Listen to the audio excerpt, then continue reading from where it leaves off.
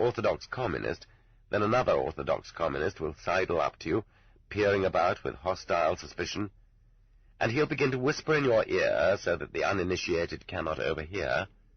It's our duty to support Soviet interrogation. It's a combat situation. We ourselves are to blame. We were too soft-hearted. And now look at all the rot that is multiplied in the country. There is a vicious secret war going on. Even here we are surrounded by enemies. Just listen to what they are saying. The party is not obliged to account for what it does to every single one of us, to explain the whys and wherefores. If they ask us to, that means we should sign. And another Orthodox communist sidles up. I signed denunciations against 35 people, against all my acquaintances, and I advise you too. Drag along as many names as you can in your wake, as many as you can. That way it will become obvious that the whole thing is an absurdity, and they'll let everyone out. But that is precisely what the organs need. The conscientiousness of the Orthodox communist and the purpose of the NKVD naturally coincide. Indeed, the NKVD needs just that arched fan of names, that fat multiplication of them. That is the mark of the quality of their work, and these are also new patches of woods in which to set out snares. Your accomplices, others who share your views. That is what they kept pressing to shake out of everyone. They say that R. Rauloff named Cardinal Richelieu as one of his accomplices, and that the Cardinal was in fact so listed in his depositions. And no one was astonished by this until Rauloff was questioned about it at his rehabilitation proceedings in 1956. Apropos of the Orthodox communists, Stalin was necessary for such a purge as that, yes, but a party like that was necessary too. The majority of those in power, up to the very moment of their own arrest, were pitiless in arresting others, obediently destroyed their peers in accordance with those same instructions, and handed over to retribution any friend or comrade in arms of yesterday. And all the big Bolsheviks, who now wear martyrs' halos, managed to be the executioners of other Bolsheviks, not even taking into account how all of them in the first place had been the executioners of non-communists. Perhaps 1937 was needed in order to show how little their whole ideology was worth, that ideology of which they boasted so enthusiastically, turning Russia upside down, destroying its foundations, trampling everything it held sacred underfoot. That Russia where they themselves had never been threatened by such retribution. The victims of the Bolsheviks from 1918 to 1946 never conducted themselves so despicably as the leading Bolsheviks when the lightning struck them. If you study in detail the whole history of the arrests and trials of 1936 to 1938, the principal revulsion you feel is not against Stalin and his accomplices, but against the humiliatingly repulsive defendants, nausea at their spiritual baseness after their former pride and implacability. So what is the answer?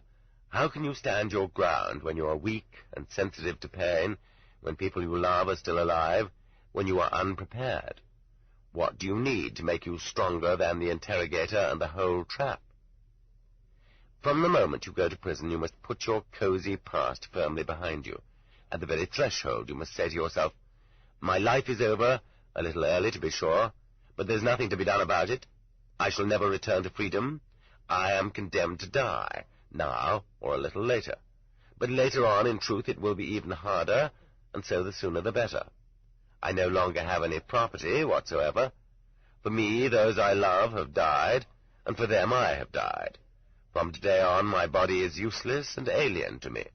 Only my spirit and my conscience remain precious and important to me. Confronted by such a prisoner, the interrogation will tremble. Only the man who has renounced everything can win that victory. But how can one turn one's body to stone?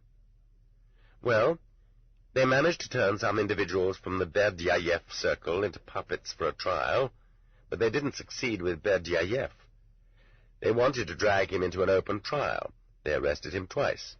And in 1922, he was subjected to a night interrogation by Dzerzhinsky himself.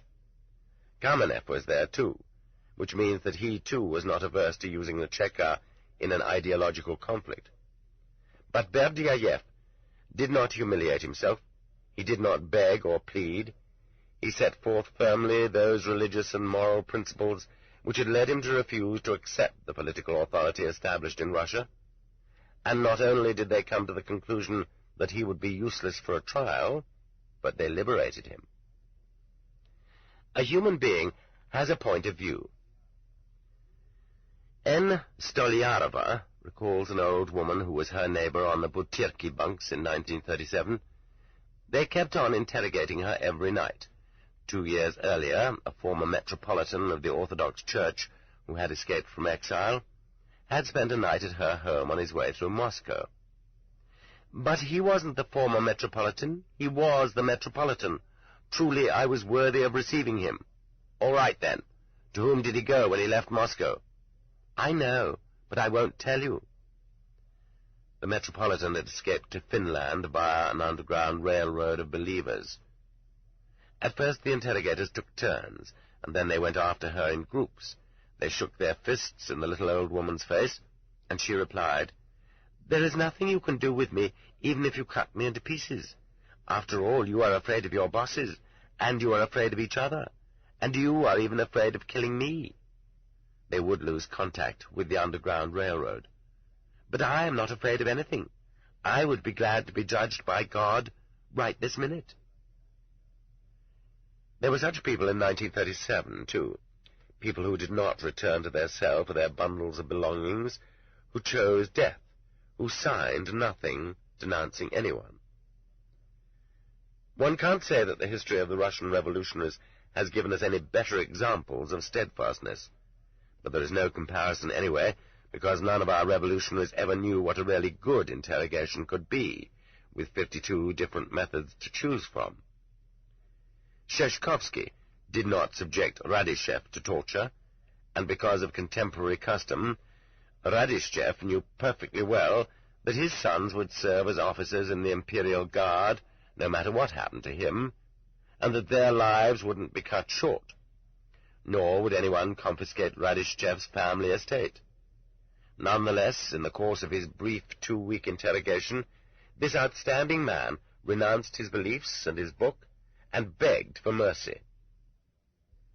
Nicholas I didn't have enough imagination to arrest the wives of the Decembrists and compel them to scream in the interrogation room next door, or even to torture the Decembrists themselves. But in any case, he didn't need to. Even Ryleyev answered fully, frankly, and hid nothing. Even Pestel broke down and named comrades, who were still free, assigned to bury Ruskaya Pravda and the very place where it had been buried. In part, the reason for this was the same as in the case of Bukharin many years later. They were, after all, being interrogated by their social equals, their class brothers, and so their desire to explain everything was only natural. There were very few who, like Lunin, expressed disdain and contempt for the investigating commission. The majority behaved badly and got one another more deeply involved. Many of them begged abjectly to be pardoned. Zavalishin put all the blame on Ryleyev. Y.P. Obelensky and S.P. Trubetskoy couldn't wait to slander Griboyedov, which even Nicholas I didn't believe. Bakunin, in his confessions, abjectly grovelled before Nicholas I, thereby avoiding execution. Was this wretchedness of soul, or revolutionary cunning? One would think that those who decided to assassinate Alexander II must have been people of the highest selflessness and dedication. After all, they knew what the stakes were. Grunievitsky shared the fate of the Tsar, but Rysakov remained alive and was held for interrogation. And that very day he blabbed on the participants in the plot and identified their secret meeting places. Out of fear for his young life, he rushed to give the government more information than he could ever have been suspected of having. He nearly choked with repentance. He proposed to expose all the secrets of the anarchists.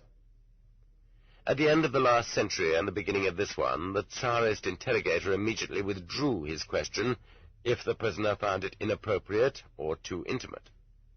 But in Kresty prison in 1938, when the old political hard-labor prisoner Zelensky was whipped with ramrods with his pants pulled down like a small boy, he wept in his cell. My Tsarist interrogator didn't even dare address me rudely. Or, for example, we learn from recently published research that the Tsarist gendarmes seized the manuscript of Lenin's essay, What Are Our Ministers Thinking Of?, but were unable to get at its author. At the interrogation, the gendarmes, just as one might have expected, learned very little from the student Vanayev. The italics here and throughout the quotation are my own. He informed them only that the manuscripts found at his place had been brought to him in one package for safekeeping several days before the search by a certain person whom he did not wish to name. Therefore the interrogator's sole alternative was to turn the manuscripts over for expert analysis. The experts learned nothing. What did he mean, his sole alternative? What about icy water up to the ankles, or a saltwater douche, or Ryumin's truncheon? It would seem that the author of this article, R. Peresvetov, himself served time for several years, and might easily have enumerated what alternatives the interrogator actually had when confronting the guardian of Lenin's What Are Our Ministers Thinking Of? As S.P. Melgunov recollects, that was a Tsarist prison, a prison of blessed memory, which political prisoners nowadays can only recall with a feeling almost of gladness. But that is a case of displaced concepts. The yardstick is totally different. Just as ox-cart drivers of Gogol's time could not have imagined the speed of a jet plane, those who have never gone through the receiving line meat grinder of Gulag cannot grasp the true possibilities of interrogation. We read in Izvestia for May the 24th, 1959, that Yulipa Rumyantseva was confined in the internal prison of a Nazi camp while they tried to find out from her the whereabouts of her husband, who had escaped from that same camp. She knew, but she refused to tell. For a reader who is not in the know, this is a model of heroism. For a reader with a bitter Gulag past, it's a model of inefficient interrogation. Yulia did not die under torture, and she was not driven insane. A month later, she was simply released, still very much alive and kicking. All these thoughts about standing firm as a rock were quite unknown to me in February 1945.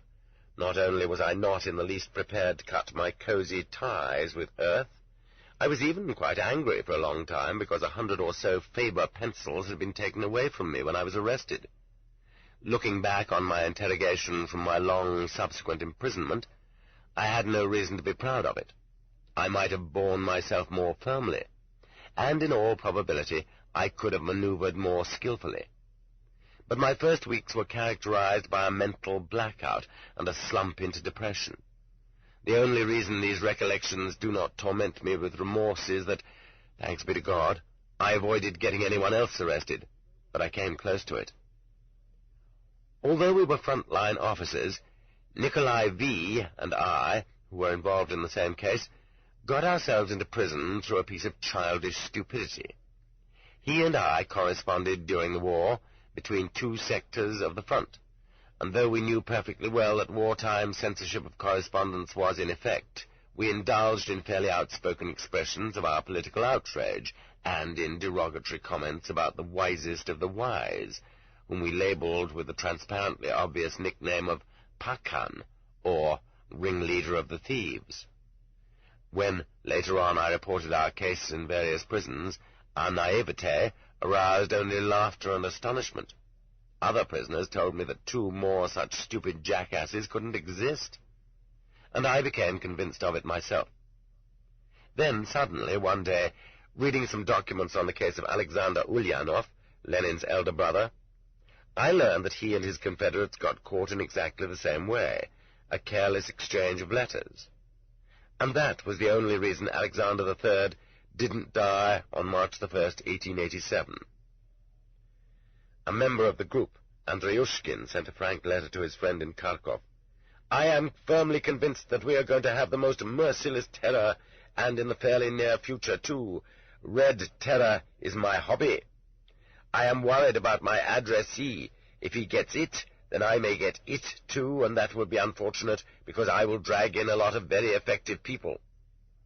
It was not the first such letter he had written, and the unhurried search this letter initiated continued for 5 weeks, via Kharkov, in order to discover who in St. Petersburg had written it.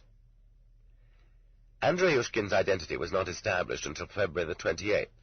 On March the 1st, the bomb-throwers, bombs in hand, were arrested on Nevsky Prospect just before the attempted assassination.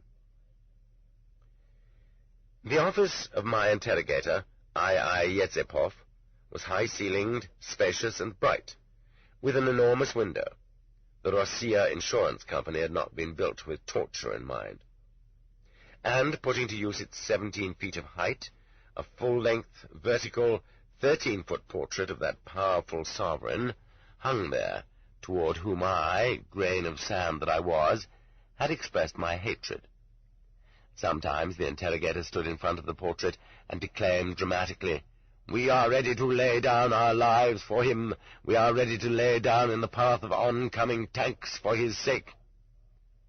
Face to face with the altar-like grandeur of that portrait, my mumbling about some kind of purified Leninism seemed pitiful, and I myself seemed a blasphemous slanderer deserving only death. The contents of our letters provided more than enough, in keeping with the standards of those times, to sentence us both. Therefore my interrogator did not have to invent anything. He merely tried to cast his noose around everyone I had ever written to or received a letter from. I had expressed myself vehemently in letters to friends my own age, and had been almost reckless in spelling out seditious ideas, but my friends, for some reason, had continued to correspond with me, and some suspicious phrases could be found in their replies to my letters. One of our school friends was nearly arrested because of me at this time. It was an enormous relief to me to learn later that he was still free.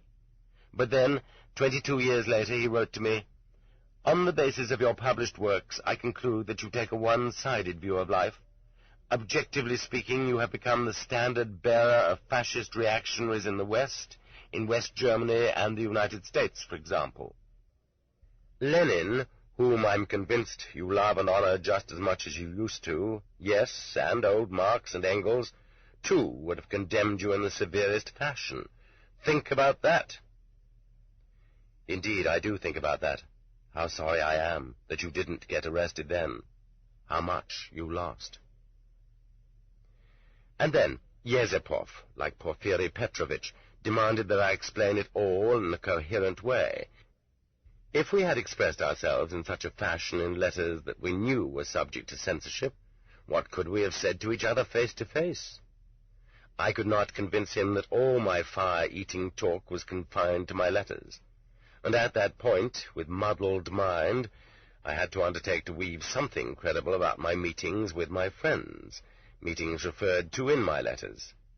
What I said had to jibe with the letters in such a way as to be on the very edge of political matters, and yet not fall under that criminal code. Moreover, these explanations had to pour forth quickly, all in one breath, so as to convince this veteran interrogator of my naivete, my humility, my total honesty. The main thing was not to provoke my lazy interrogator to any interest in looking through that accursed load of stuff I had brought in my accursed suitcase, including many notebooks of my war diary, written in hard, light pencil, in a needle-thin handwriting, with some of the notes already partially washed out. These diaries constituted my claim to becoming a writer. I had not believed in the capacities of our amazing memory, and throughout the war years I had tried to write down everything I saw. That would have been only half a catastrophe. I also wrote down everything I heard from other people. But opinions and stories which were so natural in front-line areas seemed to be treasonable here in the rear, and reeked of raw imprisonment for my front-line comrades. So, to prevent that interrogator from going to work on my war diary, and mining from it a whole case against a free front-line tribe, I repented just as much as I had to, and pretended to see the light and reject my political mistakes. I became utterly exhausted from this balancing on a razor's edge, until I recognized that no one was being hauled in for a confrontation with me, and distinguished the clear signs that the interrogation was drawing to an end. Until, in the 4th month, all the notebooks of my war diary were cast into the hellish maw of the Lubyanka furnace, where they burst into flame, the red pyre of one more novel which had perished in Russia, and flew out of the highest chimney in black butterflies of soot. We used to walk in the shadow of that chimney, our exercise yard, a box-like concrete enclosure on the roof of the big Lubyanka, 6 floors up. The walls rose around us to approximately 3 times a man's height. With our own ears we could hear Moscow, automobile horns honking back and forth. But all we could see was that chimney, the guard posted in a 7th-floor tower, and that segment of God's heaven whose unhappy fate it was to float over the Lubyanka. Oh, that soot! It kept falling on and on in that first post-war May. So much of it fell during each of our walks that we decided the Lubyanka must be burning countless years of files. My doomed diary was only one momentary plume of that soot. I recalled a frosty, sunny morning in March, when I was sitting in the interrogator's office. He was asking his customary crude questions and writing down my answers, distorting my words as he did so. The sun played in the melting lattice-work of the frost on the wide window, through which at times I felt very much like jumping, so as to flash through Moscow at least in death, and smash onto the sidewalk 5 floors below, just as, in my childhood, my unknown predecessor had jumped from House 33 in Rostov-on-the-Don.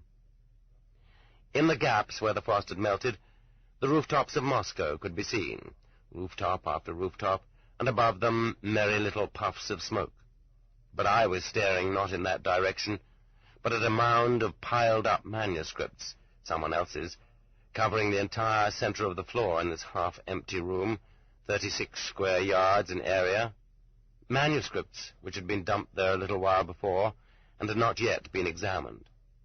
In notebooks, in file folders, in homemade binders, in tied and untied bundles, and simply in loose pages.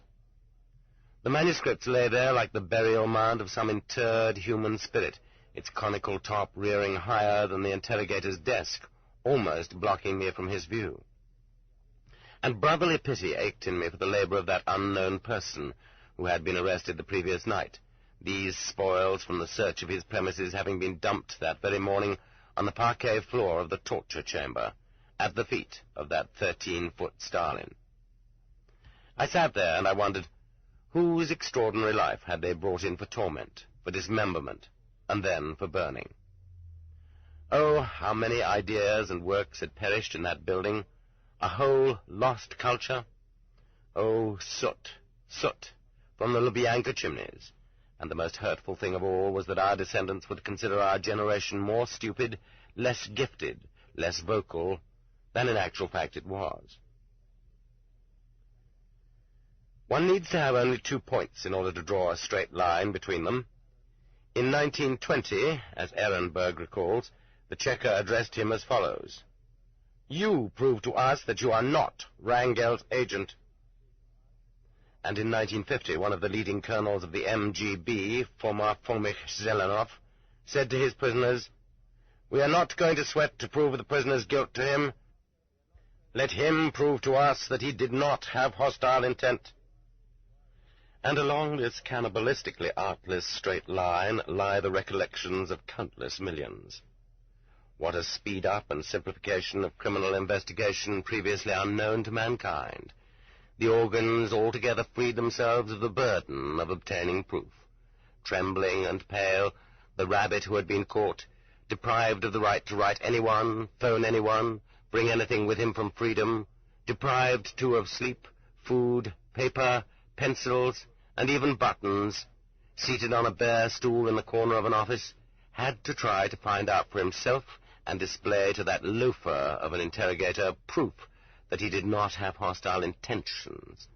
If he could not discover such proof, and where would he find it? By that very failure he provided the interrogation with approximate proof of his guilt. I knew of a case in which a certain old man who had been a prisoner in Germany managed, nonetheless, sitting there on his bare stool and gesturing with his cold fingers, to prove to his monster of an interrogator that he did not betray his motherland, and even that he did not have any such intention. It was a scandal. And what happened? Did they free him? Of course not. After all, he told me about this in Butyrki, and not on Tverskoy Boulevard in the middle of Moscow. At that point, a second interrogator joined the first, and they spent a quiet evening reminiscing with the old man. Then the two interrogators signed witnesses' affidavits, stating that in the course of the evening, the hungry, sleepy old man had engaged in anti-Soviet propaganda. Things were said innocently, but they weren't listened to innocently. The old man was then turned over to a third interrogator, who quashed the treason indictment and neatly nailed him with that very same tenor for anti-Soviet agitation during his interrogation. Given that interrogations had ceased to be an attempt to get at the truth, for the interrogators in difficult cases they became a mere exercise of their duties as executioners, and in easy cases simply a pastime and a basis for receiving a salary. And easy cases always existed, even in the notorious year 1937. For example, Borodko was accused of having visited his parents in Poland 16 years before without having a passport for foreign travel. His papa and mama lived all of 10 versts, 6 miles away, but the diplomats had signed away that part of Byelorussia to Poland, and in 1921 people had not yet gotten used to that fact and went back and forth as they pleased. The interrogation took just half an hour. Question: Did you go there? Answer: I did. Question: How? Answer: Horseback, of course.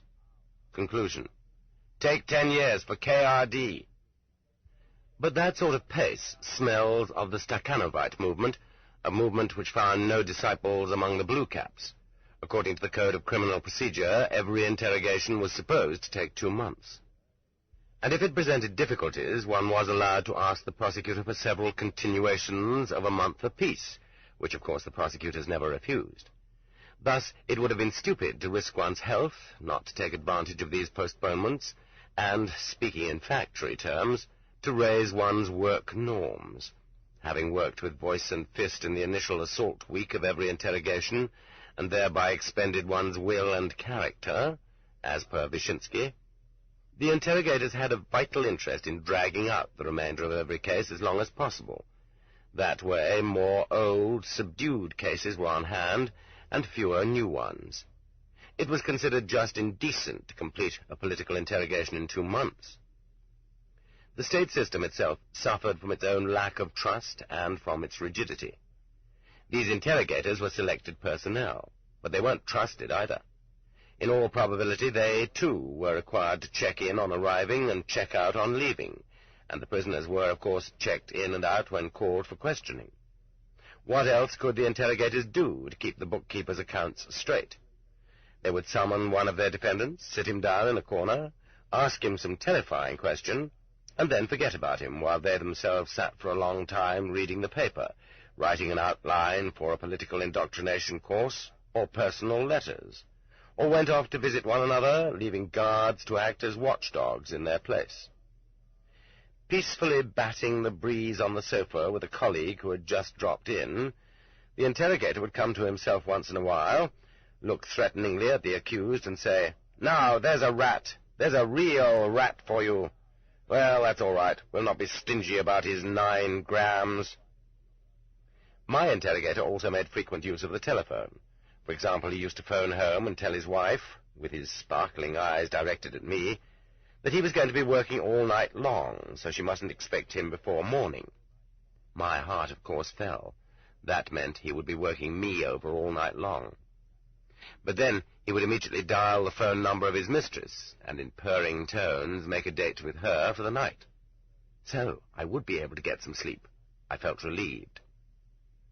Thus it was that the faultless system was moderated only by the shortcomings of those who carried it out. Certain of the more curious interrogators used to enjoy using empty interrogations to broaden their knowledge of life.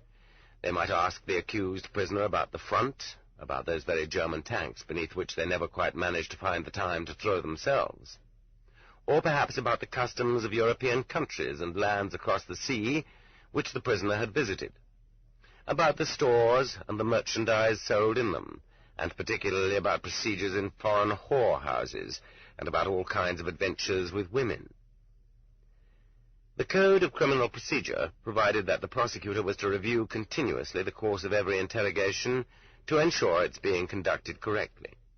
But no one in our time ever saw him face to face until the so-called questioning by the prosecutor, which meant the interrogation was nearing its end. I, too, was taken to such a questioning. Lieutenant Colonel Kotov, a calm, well-nourished, impersonal blonde man, who was neither nasty nor nice, but essentially a cipher, sat behind his desk and, yawning, examined for the first time the file on my case. He spent 15 minutes acquainting himself with it, while I watched. Since this questioning was quite unavoidable, and since it was also recorded, there would have been no sense at all in his studying the file at some earlier, unrecorded time, and then having had to remember details of the case for a certain number of hours. Finally, he raised his indifferent eyes to stare at the wall, and asked lazily what I wanted to add to my testimony. He was required by law to ask what complaints I had about the conduct of the interrogation, and whether coercion had been used, or any violations of my legal rights had occurred. But it had been a long time since prosecutors asked such questions, and what if they had? After all, the existence of that entire ministry building with its thousands of rooms, and of all 5,000 of the ministry's other interrogation buildings, railroad cars, caves, and dugouts scattered throughout the Soviet Union, was based on violations of legal rights. And it certainly wasn't up to Lieutenant Colonel Kotov and me to reverse that whole process. Anyway, all the prosecutors of any rank at all held their positions with the approval of that very same state security which they were supposed to check up on. His own wilted state, his lack of combativeness, and his fatigue from all those endless stupid cases were somehow transmitted to me, so I didn't raise questions of truth with him. I requested only that one too obvious stupidity be corrected. 2 of us had been indicted in the same case, but our interrogations were conducted in different places, mine in Moscow and my friends at the front. Therefore, I was processed singly, yet charged under Section 11. In other words, as a group, an organization. As persuasively as possible, I requested him to cancel this additional charge under Section 11. He leafed through the case for another 5 minutes, sighed, spread out his hands, and said, "What's there to say? 1 person is a person, and 2 persons are people." But 1 person and a half? Is that an organization? And he pushed the button for them to come and take me away. Soon after that, late one evening in late May, in that same office with the sculptured bronze clock on the marble mantel, my interrogator summoned me for a 206 procedure. This was, in accordance with the provisions of the Code of Criminal Procedure, the defendant's review of the case before his final signature. Not doubting for one moment that I would sign, the interrogator was already seated, writing the conclusion of the indictment. I opened the cover of the thick file, and there on the inside of the cover in printed text, I read an astonishing statement.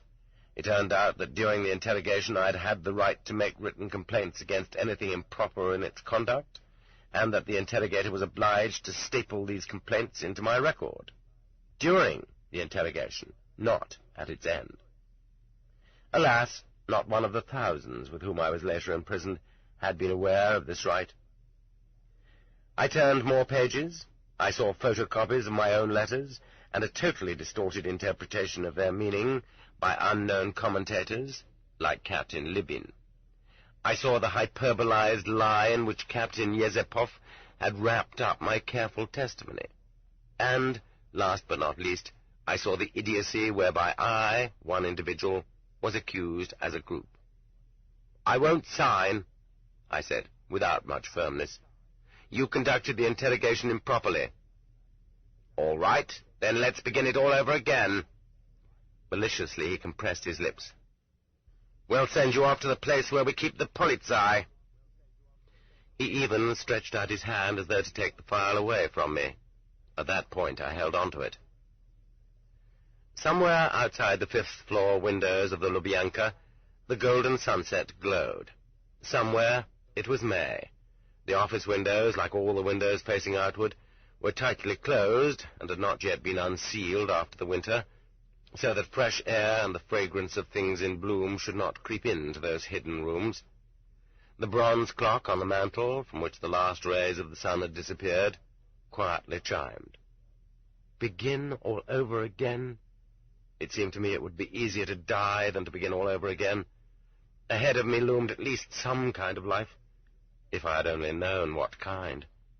And then what about that place where they kept the Polizei? And in general, it was a bad idea to make him angry. It would influence the tone in which he phrased the conclusion of the indictment. And so I signed.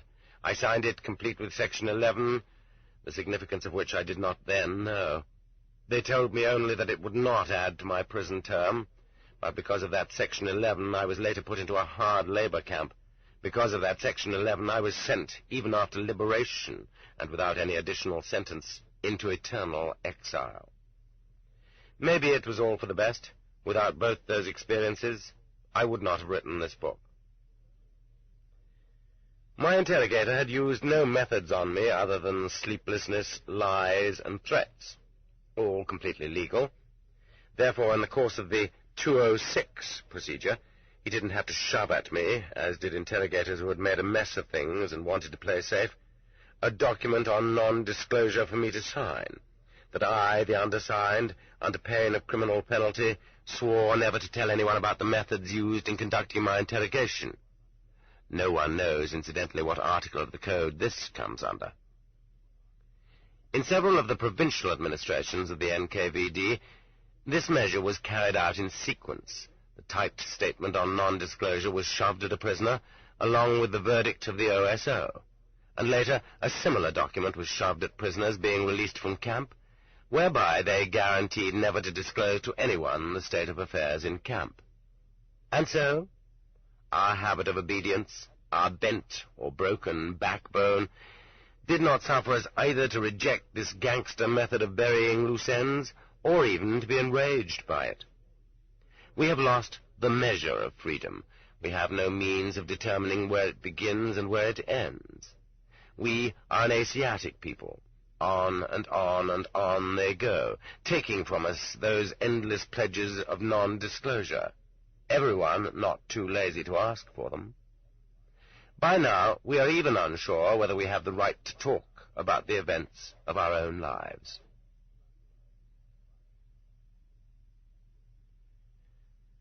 Chapter 4. The Blue Caps. Throughout the grinding of our souls in the gears of the great night-time institution, when our souls are pulverized and our flesh hangs down in tatters like a beggar's rags, we suffer too much and are too immersed in our own pain to rivet with penetrating and far-seeing gaze those pale night executioners who torture us. A surfeit of inner grief floods our eyes. Otherwise, what historians of our torturers we would be, for it is certain they will never describe themselves as they actually are. But alas, every former prisoner remembers his own interrogation in detail, how they squeezed him, and what foulness they squeezed out of him, but often he does not even remember their names, let alone think about them as human beings. So it is with me. I can recall much more, and much more that's interesting, about any one of my cellmates than I can about Captain of State Security Yezepov, with whom I spent no little time face-to-face, the two of us alone in his office. There is one thing, however, which remains with us all as an accurate, generalized recollection: foul rot, a space totally infected with putrefaction. And even when, decades later, we are long past fits of anger or outrage, in our own quieted hearts we retain this firm impression of low, malicious, impious, and possibly muddled people. There is an interesting story about Alexander II, the Tsar surrounded by revolutionaries who were to make 7 attempts on his life. He once visited the House of Preliminary Detention on Shpalernaya, their uncle of the big house, where he ordered them to lock him up in solitary confinement cell number 227. He stayed in it for more than an hour, attempting thereby to sense the state of mind of those he had imprisoned there. One cannot but admit that for a monarch this was evidence of moral aspiration, to feel the need and make the effort to take a spiritual view of the matter. But it is impossible to picture any of our interrogators, right up to Abamukov and Beria, wanting to slip into a prisoner's skin even for 1 hour, or feeling compelled to sit and meditate in solitary confinement. Their branch of service does not require them to be educated people of broad culture and broad views, and they are not. Their branch of service does not require them to think logically, and they do not.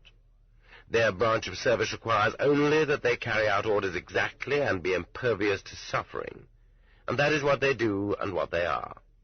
We who have passed through their hands feel suffocated when we think of that legion which is stripped bare of universal human ideals.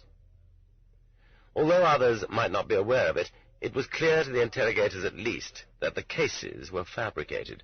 Except at staff conferences, they could not seriously say to one another or to themselves that they were exposing criminals. Nonetheless, they kept right on producing depositions page after page to make sure that we rotted. So the essence of it all turns out to be the credo of the Blatny, the underworld of Russian thieves: you today, me tomorrow. They understood that the cases were fabricated, yet they kept on working year after year. How could they?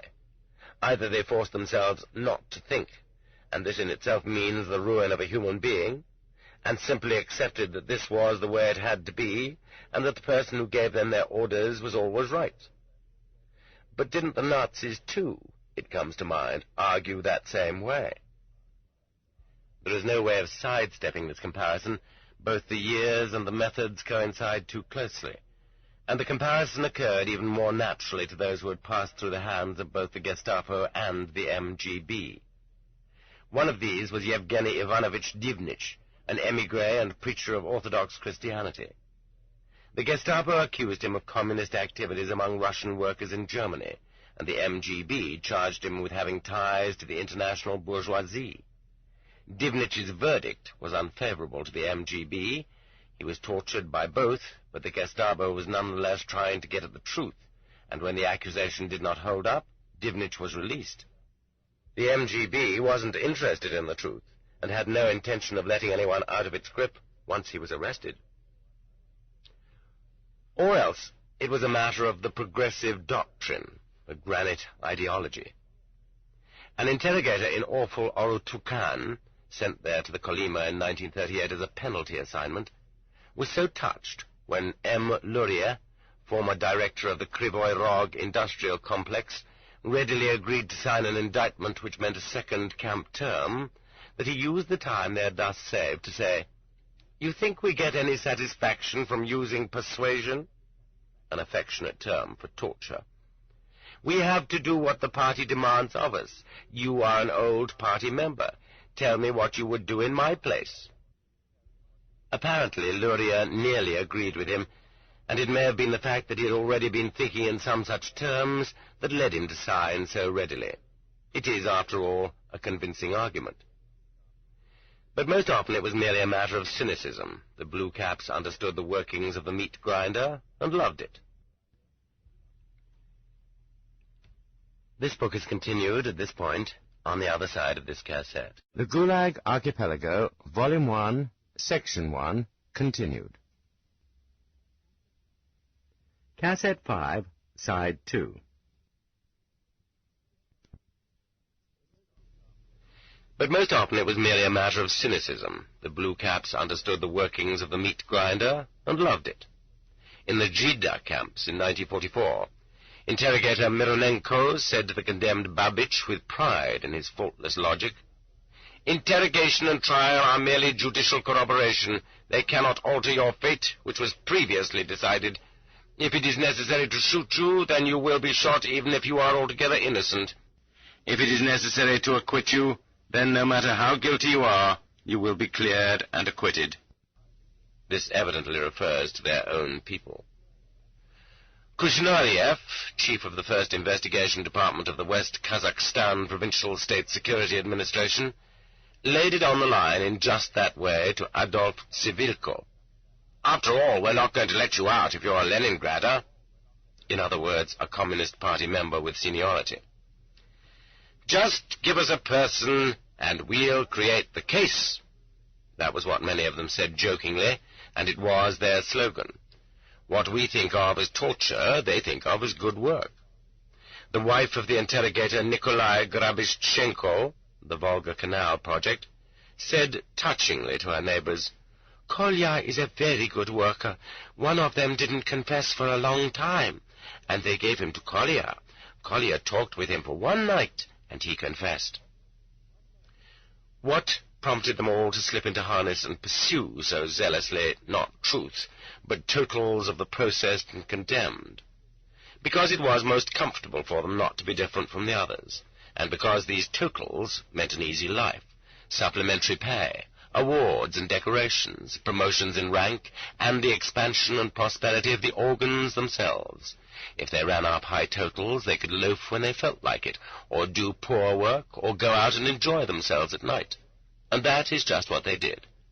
Low totals led to their being kicked out, to the loss of their feed bag, for Stalin could never be convinced that in any district or city or military unit he might suddenly cease to have enemies.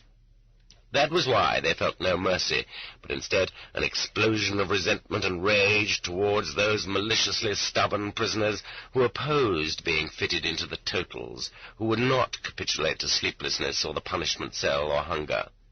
By refusing to confess, they menaced the interrogator's personal standing. It was as though they wanted to bring him down. In such circumstances, all measures were justified. If it's to be war, then war it will be. We'll ram the tube down your throat. Swallow that salt water. Excluded by the nature of their work and by deliberate choice from the higher sphere of human existence, the servitors of the Blue Institution lived in their lower sphere with all the greater intensity and avidity, and there they were possessed and directed by the two strongest instincts of the lower sphere, other than hunger and sex, greed for power and greed for gain, particularly for power. In recent decades it has turned out to be more important than money. Power is a poison well known for thousands of years, if only no one were ever to acquire material power over others. But to the human being who has faith in some force that holds dominion over all of us, and who is therefore conscious of his own limitations, power is not necessarily fatal. For those, however, who are unaware of any higher sphere, it is a deadly poison. For them, there is no antidote. Remember what Tolstoy said about power? Ivan Ilyich had accepted an official position which gave him authority to destroy any person he wanted to. All, without exception, were in his hands, and anyone, even the most important, could be brought before him as an accused. And that is just where our blue boys are. There is nothing to add to the description. The consciousness of this power, and the possibilities of using it mercifully, so Tolstoy qualifies the situation, but this does not in any way apply to our boys, constituted for Ivan Ilyich the chief interest and attraction of the service.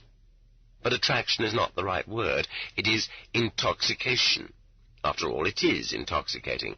You are still young, still, shall we say, parenthetically, a snivelling youth. Only a little while ago your parents were deeply concerned about you and didn't know where to turn to launch you in life. You were such a fool you didn't even want to study, but you got through 3 years of that school, and then how you took off and flew. How your situation changed, how your gestures changed, your glance, the turn of your head. The learned council of the Scientific Institute is in session. You enter, and everyone notices you and trembles. You don't take the chairman's chair. Those headaches are for the rector to take on. You sit off to one side, but everyone understands that you are head man there. You are the special department, and you can sit there for just 5 minutes and then leave. You have that advantage over the professors. You can be called away by more important business. But later on, when you're considering their decision, you will raise your eyebrows, or better still, purse your lips, and say to the rector, "You can't do that. There are special considerations involved." That's all, and it won't be done. Or else you are an osobist. a state security representative in the army, a SMERSH man, and a mere lieutenant. But the portly old colonel, the commander of the unit, stands up when you enter the room and tries to flatter you, to play up to you. He doesn't even have a drink with his chief of staff without inviting you to join them. The fact that you have only 2 tiny stars on your shoulder boards doesn't mean a thing. It is even amusing. After all, your stars have a very different weight and are measured on a totally different scale from those of ordinary officers. On special assignments, you are sometimes even authorized to wear major's insignia, for example, which is a sort of incognito, a convention. You have a power over all the people in that military unit, or factory, or district, incomparably greater than that of the military commander, or factory director, or secretary of the district Communist Party. These men control people's military or official duties, wages, reputations, but you control people's freedom. And no one dares speak about you at meetings, and no one will ever dare write about you in the newspaper. Not only something bad, but anything good. They don't dare. Your name, like that of a jealously guarded deity, cannot even be mentioned. You are there, everyone feels your presence, but it's as though you didn't exist. From the moment you don that heavenly blue service cap, you stand higher than the publicly acknowledged power. No one dares check up on what you do, but no one is exempt from your checking up on him. And therefore, in dealing with ordinary so-called citizens, who for you are mere blocks of wood, it is altogether appropriate for you to wear an ambiguous and deeply thoughtful expression. For of course you are the one, and no one else, who knows about the special considerations, and therefore you are always right.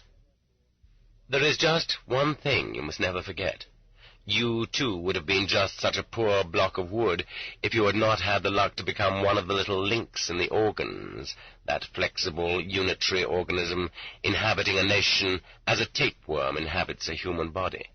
Everything is yours now. Everything is for you. Just be true to the organs. They will always stand up for you.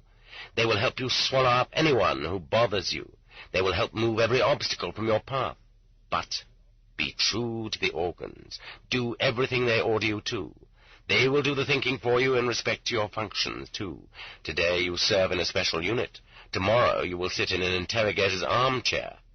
And then perhaps you will travel to Lake Seliger as a folklorist. Partly it may be to get your nerves straightened out. And next you may be sent from a city where you are too well known to the opposite end of the country as a plenipotentiary in charge of church affairs.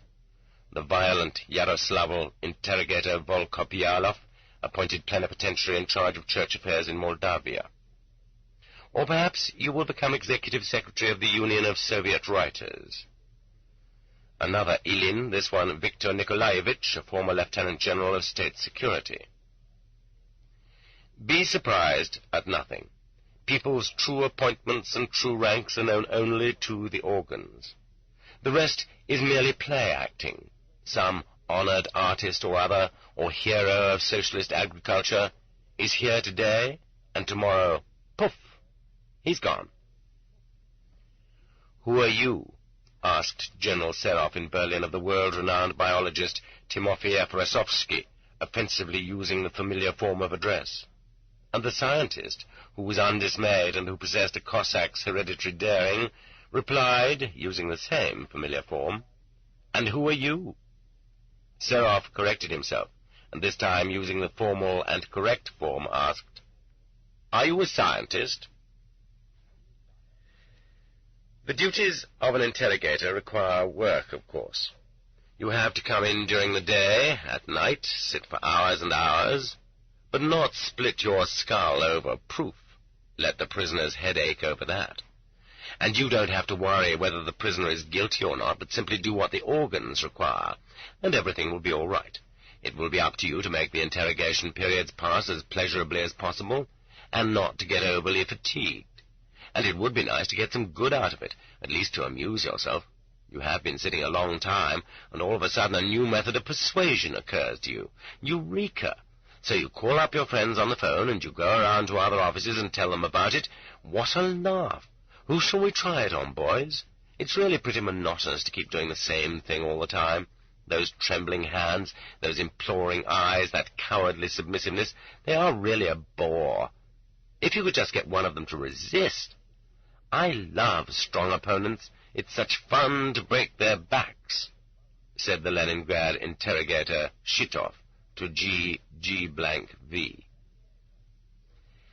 And if your opponent is so strong that he refuses to give in, all your methods have failed, and you are in a rage, then don't control your fury. It's tremendously satisfying, that outburst. Let your anger have its way. Don't set any bounds to it. Don't hold yourself back. That's when interrogators spit in the open mouth of the accused and shove his face into a full cuspidor, as happened with Vasilyev, according to Ivanov Razumnik. That's the state of mind in which they drag priests around by their long hair, or urinate in a kneeling prisoner's face. After such a storm of fury, you feel yourself a real honest-to-God man. Or else you are interrogating a foreigner's girlfriend. So you curse her out, and then you say, "Come on now, does an American have a special kind of... Is that it? Weren't there enough Russian ones for you?" And all of a sudden you get an idea. Maybe she learned something from those foreigners. Here's a chance not to be missed, like an assignment abroad. And so you begin to interrogate her energetically. How? What positions? More. In detail. Every scrap of information. You can use the information yourself, and you can tell the other boys, too. The girl is blushing all over and in tears. "It doesn't have anything to do with the case," she protests. "Yes, it does. Speak up." That's power for you. She gives you the full details. If you want, she'll draw a picture for you. If you want, she'll demonstrate with her body. She has no way out. In your hands you hold the punishment cell and her prison term. And if you have asked for a stenographer to take down the questions and answers, and they send in a pretty one, you can shove your paw down into her bosom right in front of the boy being interrogated. The schoolboy, Misha B. He's not a human being after all, and there is no reason to feel shy in his presence. In fact, there's no reason for you to feel shy with anyone. And if you like the Broads, and who doesn't, you'd be a fool not to make use of your position. Some will be drawn to you because of your power, and others will give in out of fear. So you've met a girl somewhere and she's caught your eye. She'll belong to you, never fear, she can't get away. Someone else's wife has caught your eye. She'll be yours, too.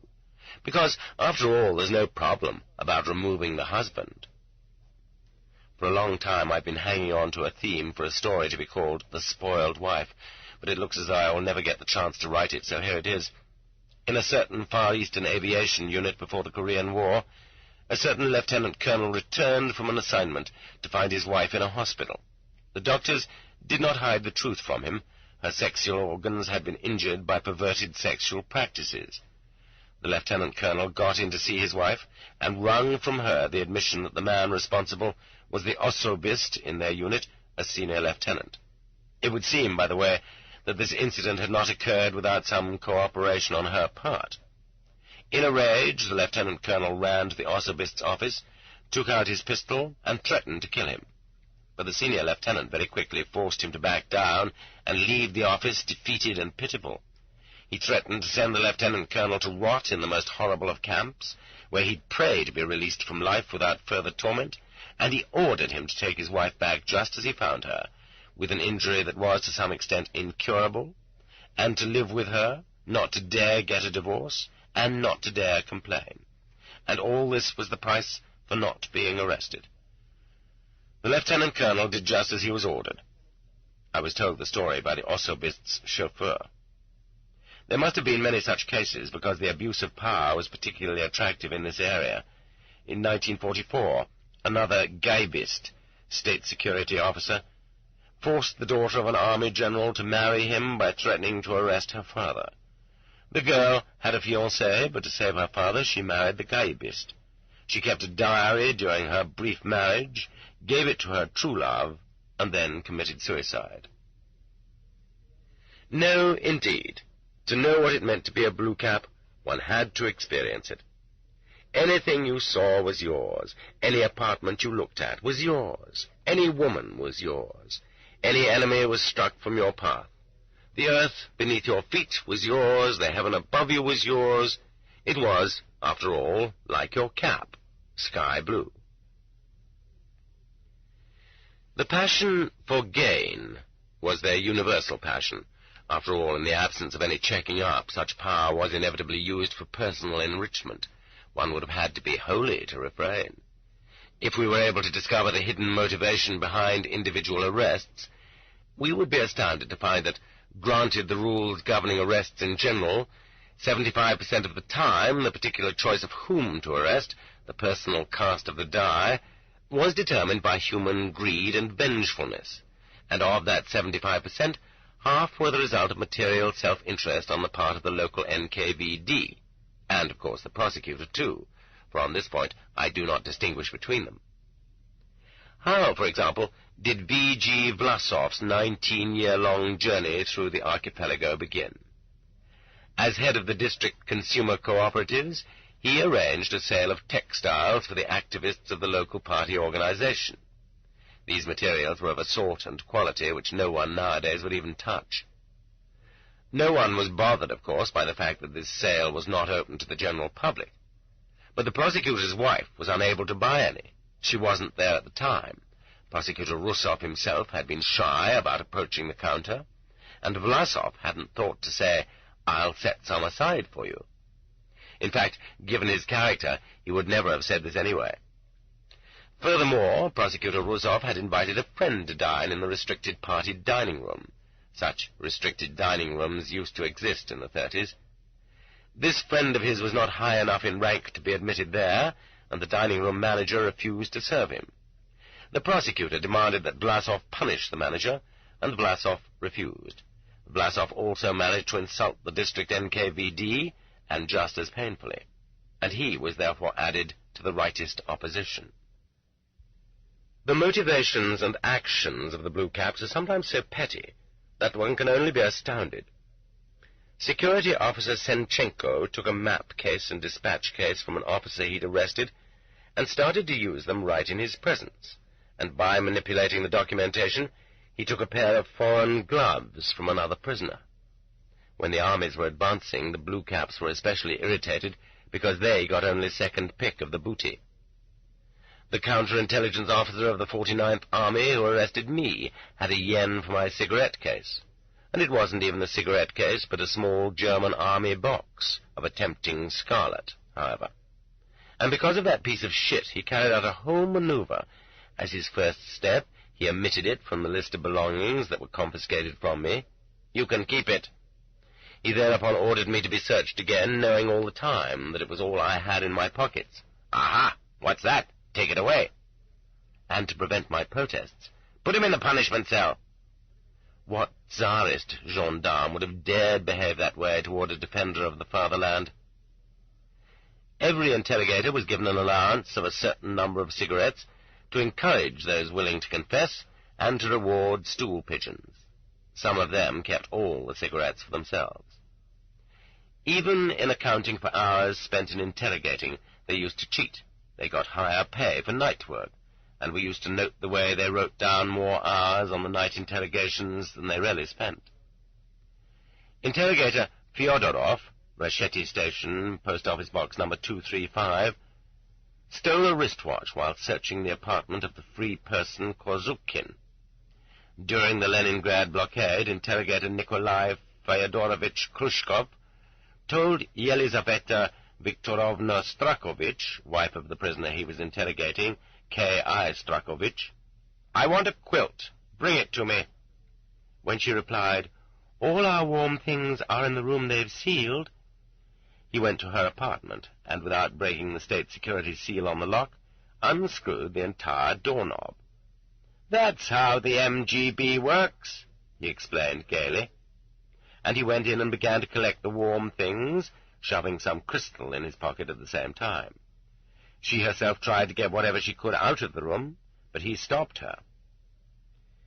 In 1954, although her husband, who had forgiven them everything, including a death sentence that had been commuted, kept trying to persuade her not to pursue the matter, this energetic and implacable woman testified against Khrushchev at a trial. Because this was not Khrushchev's first offense, and because the interests of the organs had been violated, he was given a 25-year sentence. Has he really been in the jug that long? That's enough for you, and he kept on raking in the booty. There's no end to such cases. One could issue 1,000 white papers, and beginning in 1918 too. One would need only to question systematically former prisoners and their wives. Maybe there are and were blue caps who never stole anything or appropriated anything for themselves, but I find it impossible to imagine one. I simply do not understand, given the blue caps' philosophy of life, what was there to restrain them if they liked some particular thing. Way back at the beginning of the 30s, when all of us were marching around in the German uniforms of the Red Youth Front and were building the first 5-year plan, they were spending their evenings in salons like the one in the apartment of Concordia Iosse, behaving like members of the nobility or Westerners, and their lady friends were showing off their foreign clothes. Where were they getting those clothes?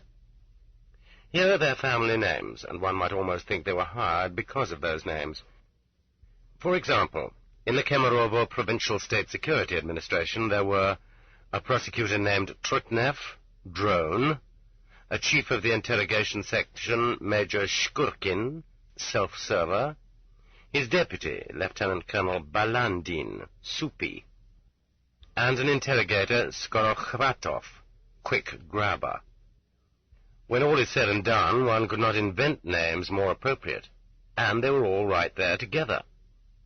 I need hardly bother to mention again Volko Pyalov, wolfskin stretcher, or Grabishenko, plunderer. Are we to assume that nothing at all is expressed in people's family names and such a concentration of them? Again, the prisoner's faulty memory. Korneyev has forgotten the name of the Colonel of State Security, who was also Concordia Iosse's friend. They both knew her, it turned out, who was in the Vladimir detention prison at the same time as Korneyev. This colonel was a living embodiment of the instincts for power and personal gain. At the beginning of 1945, during the height of the war booty period, he got himself assigned to that section of the organs headed by Abakumov himself, which was supposed to keep watch over the plundering. In other words, they tried to grab off as much as possible for themselves, not for the state, and succeeded brilliantly. Our hero pulled in whole freight car loads and built several dashas, one of them in Klin. After the war, he operated on such a scale that when he arrived at the Novosibirsk station, he ordered all the customers chased out of the station restaurant and had girls and women rounded up and forced to dance naked on the tables to entertain him and his drinking companions. He would have gotten away with this, too, but he violated another important rule. Like Khrushchev, he went against his own kind. Khrushchev deceived the organs, and this colonel did perhaps even worse. He laid bets on which wives he could seduce, and not just ordinary wives, but the wives of his colleagues in the security police. And he was not forgiven. He was sentenced to a political prison under Article 58, and was serving out his time, fuming at their having dared to arrest him. He had no doubt they would change their minds, and perhaps they did. That dread fate, to be thrown into prison themselves, was not such a rarity for the Blue Caps. There was no genuine insurance against it, but somehow these men were slow to sense the lessons of the past. Once again, this is probably due to their having no higher powers of reason. Their low-grade intellect would tell them, "It happens only rarely, very few get caught, it may pass me by, my friends won't let me down." Friends, as a matter of fact, did try not to leave their friends in a bad spot. They had their own unspoken understanding, at least to arrange favorable conditions for friends. This was the case, for example, with Colonel I.Y. Vorobyev in the Marfino Special Prison, and with the same V.N. Ilin, who was in the Lubyanka for more than 8 years. Thanks to this caste spirit, those arrested singly, as a result of only personal shortcomings, usually did not do too badly, and that was how they were able to justify their sense of immunity from punishment in their day-to-day work in the service. But there were several known cases when camp security officers were tossed into ordinary camps to serve out their sentences.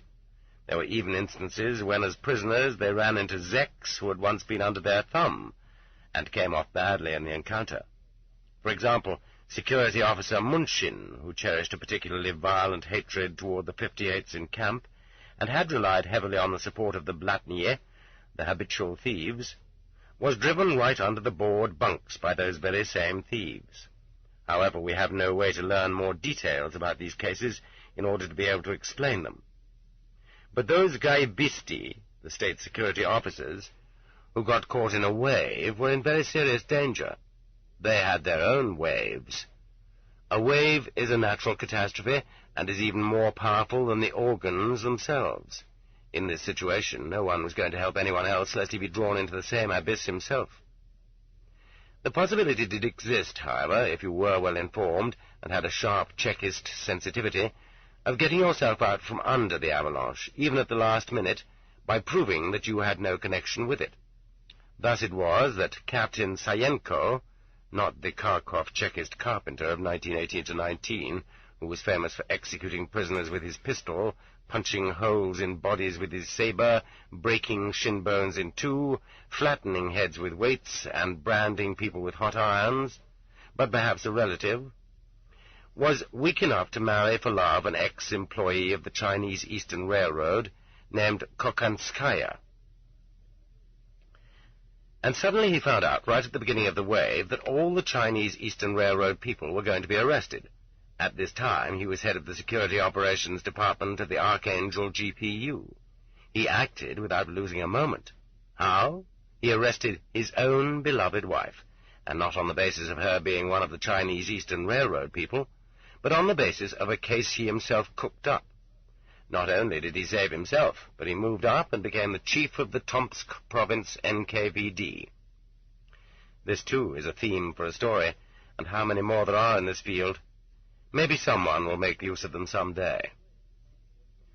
The waves were generated by the organ's hidden law of self-renewal, a small periodic ritual sacrifice, so that the rest could take on the appearance of being purified. The organs had to change personnel faster than the normal rate of human growth and aging would ensure, driven by that same implacable urgency that forces the sturgeon to swim upriver and perish in the shallows, to be replaced by schools of small fry. A certain number of schools of Gaibisti had to sacrifice themselves. This law was easily apparent to a higher intelligence, but the blue caps themselves did not want to accept the fact of its existence and make provision for it. Yet, at the hour appointed in their stars, the kings of the organs, the aces of the organs, and even the ministers themselves laid their heads down beneath their own guillotine. Yagoda took one such school of fish along with him. No doubt many of those whose glorious names we shall come to admire when we come to the White Sea Canal were taken in this school, and their names thenceforward expunged from the poetic eulogies. Very shortly, a second school accompanied the short-lived Yezhov.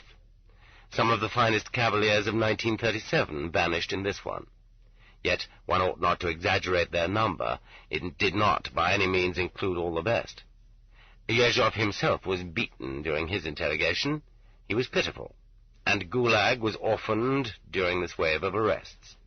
For example, arrested with Yezhov were the chief of the financial administration of Gulag, the chief of the medical administration of Gulag, the chief of the guard service of Gulag, VOKHR, and even the chief of the security operations department of Gulag, who oversaw the work of the camp godfathers.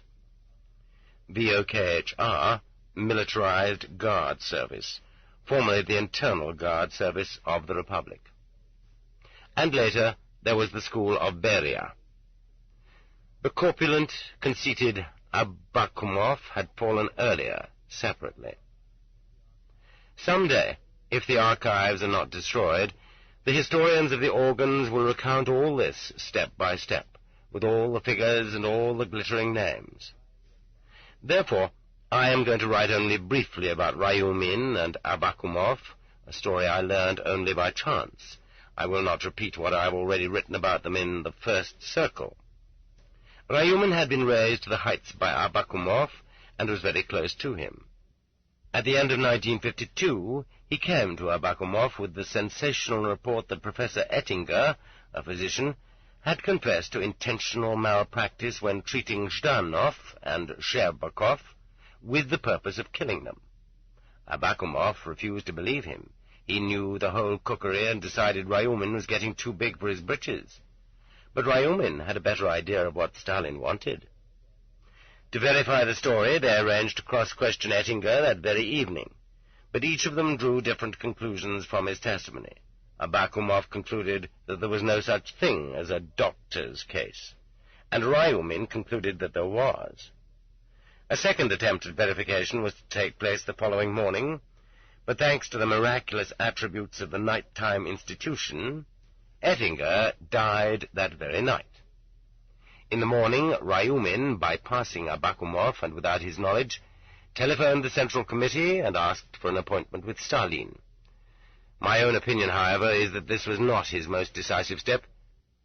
Ryumin's decisive action, following which his life hung in the balance, was in not going along with Abakumov earlier, and perhaps in having Ettinger killed that same night. Who knows the secrets of those courtyards? Had Ryumin's contact with Stalin begun earlier, perhaps? Stalin received Ryumin, set in motion the doctor's case, and arrested Abakumov. From that point on, it would seem that Ryumin conducted the doctor's case independently of and even despite Beria. There were signs before Stalin's death that Beria was in danger, and perhaps it was he who arranged to have Stalin done away with. One of the first acts of the new government was to dismiss the doctor's case. At that time, Ryumin was arrested, while Beria was still in power, but Abakumov was not released. At the Lubyanka, a new order of things was introduced, and for the first time in its entire existence, a prosecutor crossed its threshold, D. Terekhov.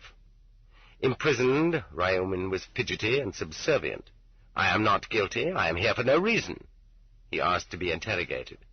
As was his custom, he was sucking a hard candy at the time, and when Terekhov rebuked him for it, he spat it out on the palm of his hand. "Pardon me!" As we have already reported, Abakumov roared with laughter, "Hocus pocus!" Terekhov showed him the document authorizing him to inspect the internal prison of the Ministry of State Security. Abakumov brushed it away.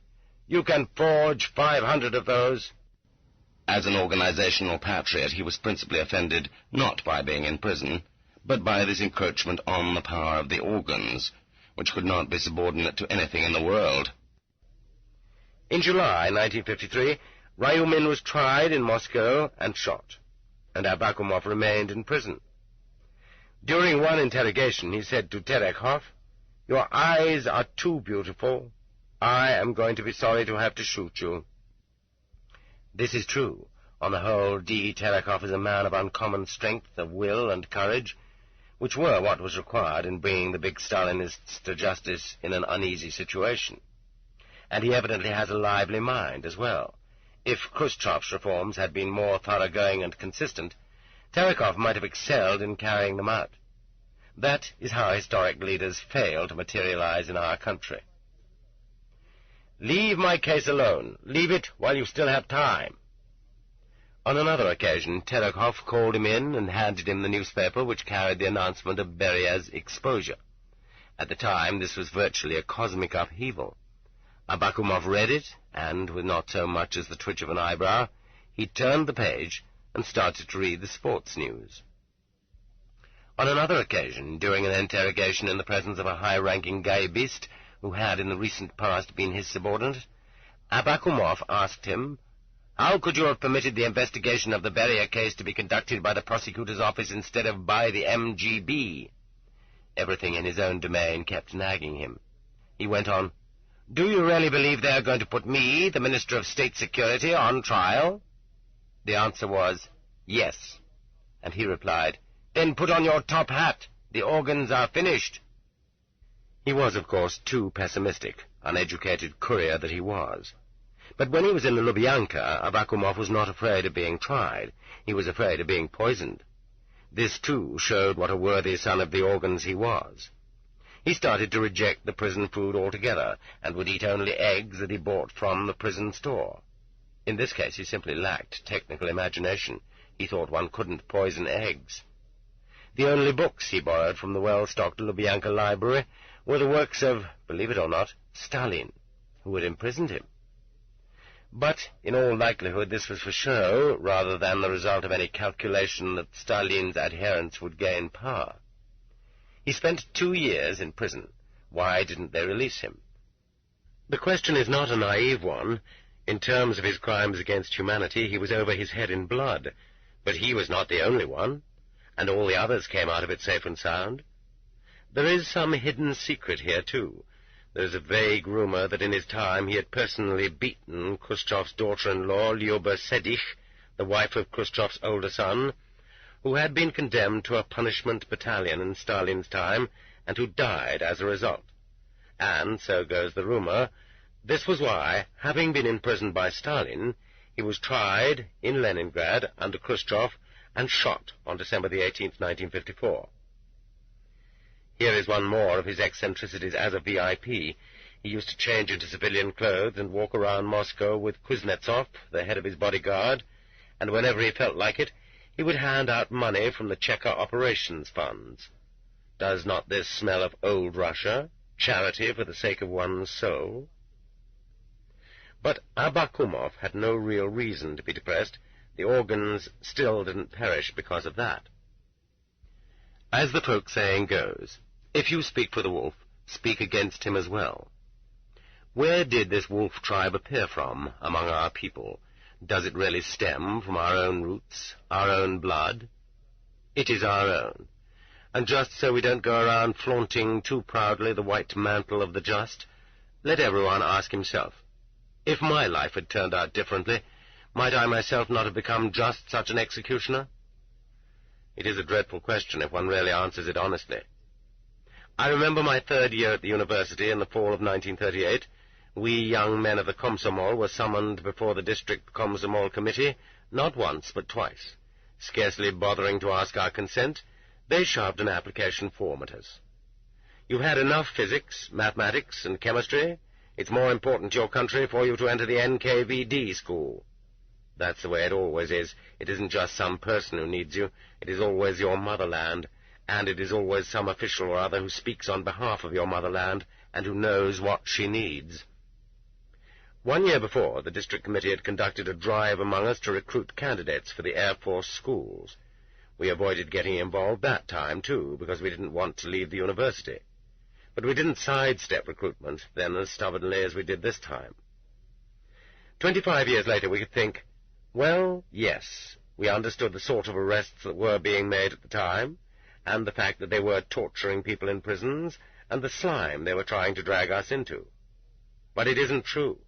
After all, the Black Mariahs were going through the streets at night, and we were the same young people who were parading with banners during the day.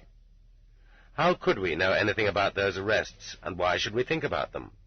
All the provincial leaders had been removed, but as far as we were concerned, it didn't matter. 2 or 3 professors had been arrested, but after all, they hadn't been our dancing partners, and it might even be easier to pass our exams as a result. 20-year-olds, we marched in the ranks of those born the year the revolution took place, and because we were the same age as the revolution, the brightest of futures lay ahead. It would be hard to identify the exact source of that inner intuition, not founded on rational argument, which prompted our refusal to enter the NKVD schools. It certainly didn't derive from the lectures on historical materialism we listened to. It was clear from them that the struggle against the internal enemy was a crucial battlefront, and to share in it was an honorable task. Our decision even ran counter to our material interests. At that time, the provincial university we attended could not promise us anything more than the chance to teach in a rural school in a remote area for miserly wages. The NKVD school dangled before us special rations and double or triple pay. Our feelings could not be put into words, and even if we had found the words, fear would have prevented our speaking them aloud to one another. It was not our minds that resisted, but something inside our breasts. People can shout at you from all sides, "You must," and your own head can be saying also, "You must." But inside your breast there is a sense of revulsion, repudiation. I don't want to. It makes me feel sick. Do what you want without me. I want no part of it. This came from very far back, quite likely as far back as Lermontov, from those decades of Russian life when frankly and openly there was no worse and no more vile branch of the service for a decent person than that of the gendarmerie. No, it went back even further. Without even knowing it ourselves, we were ransomed by the small change in copper that was left from the golden coins our great-grandfathers had expended at a time when morality was not considered relative, and when the distinction between good and evil was very simply perceived by the heart. Still, some of us were recruited at that time, and I think if they had really put the pressure on, they could have broken everybody's resistance. So I would like to imagine, if by the time war broke out I had already been wearing an NKVD officer's insignia on my blue tabs, what would I have become? Nowadays, of course, I can console myself by saying that my heart wouldn't have stood it, that I would have objected and at some point slammed the door. But later, lying on a prison bunk, I began to look back over my actual career as an officer, and I was horrified. I did not move in one stride from being a student worn out by mathematics to officer's rank. Before becoming an officer, I spent a half-year as a downtrodden soldier, and one might think I would have gotten through my thick skull what it was like always to obey people who were perhaps not worthy of your obedience, and to do it on a hungry stomach to boot. Then, for another half-year, they tore me to pieces in officer candidate school. So I ought to have grasped, once and for all, the bitterness of service as a rank-and-file soldier, and remembered how my hide froze and how it was flayed from my body. But did I? Not at all. For consolation, they pinned 2 little stars on my shoulder boards, and then a third, and then a fourth, and I forgot every bit of what it had been like. Had I at least kept my student's love of freedom? But you see, we had never had any such thing. Instead, we loved forming up. We loved marches. I remember very well that right after officer candidate school, I experienced the happiness of simplification, of being a military man and not having to think things through, the happiness of being immersed in the life everyone else lived, that was accepted in our military milieu, the happiness of forgetting some of the spiritual subtleties inculcated since childhood. We were constantly hungry in that school and kept looking around to see where we could grab an extra bite, and we watched one another enviously to see who was the cleverest. But most of all, we were afraid we wouldn't manage to stay in until the time came to graduate and receive our officers' insignia. They sent those who failed to the battle for Stalingrad. And they trained us like young beasts so as to infuriate us to the point where we would later want to take it out on someone else. We never got enough sleep, because after taps, as punishment, we might be forced to go through the drill alone under the eyes of a sergeant. This book is continued on Cassette 6, Side 1. The Gulag Archipelago, Volume 1, Section 1, continued. Cassette 6, Side 1.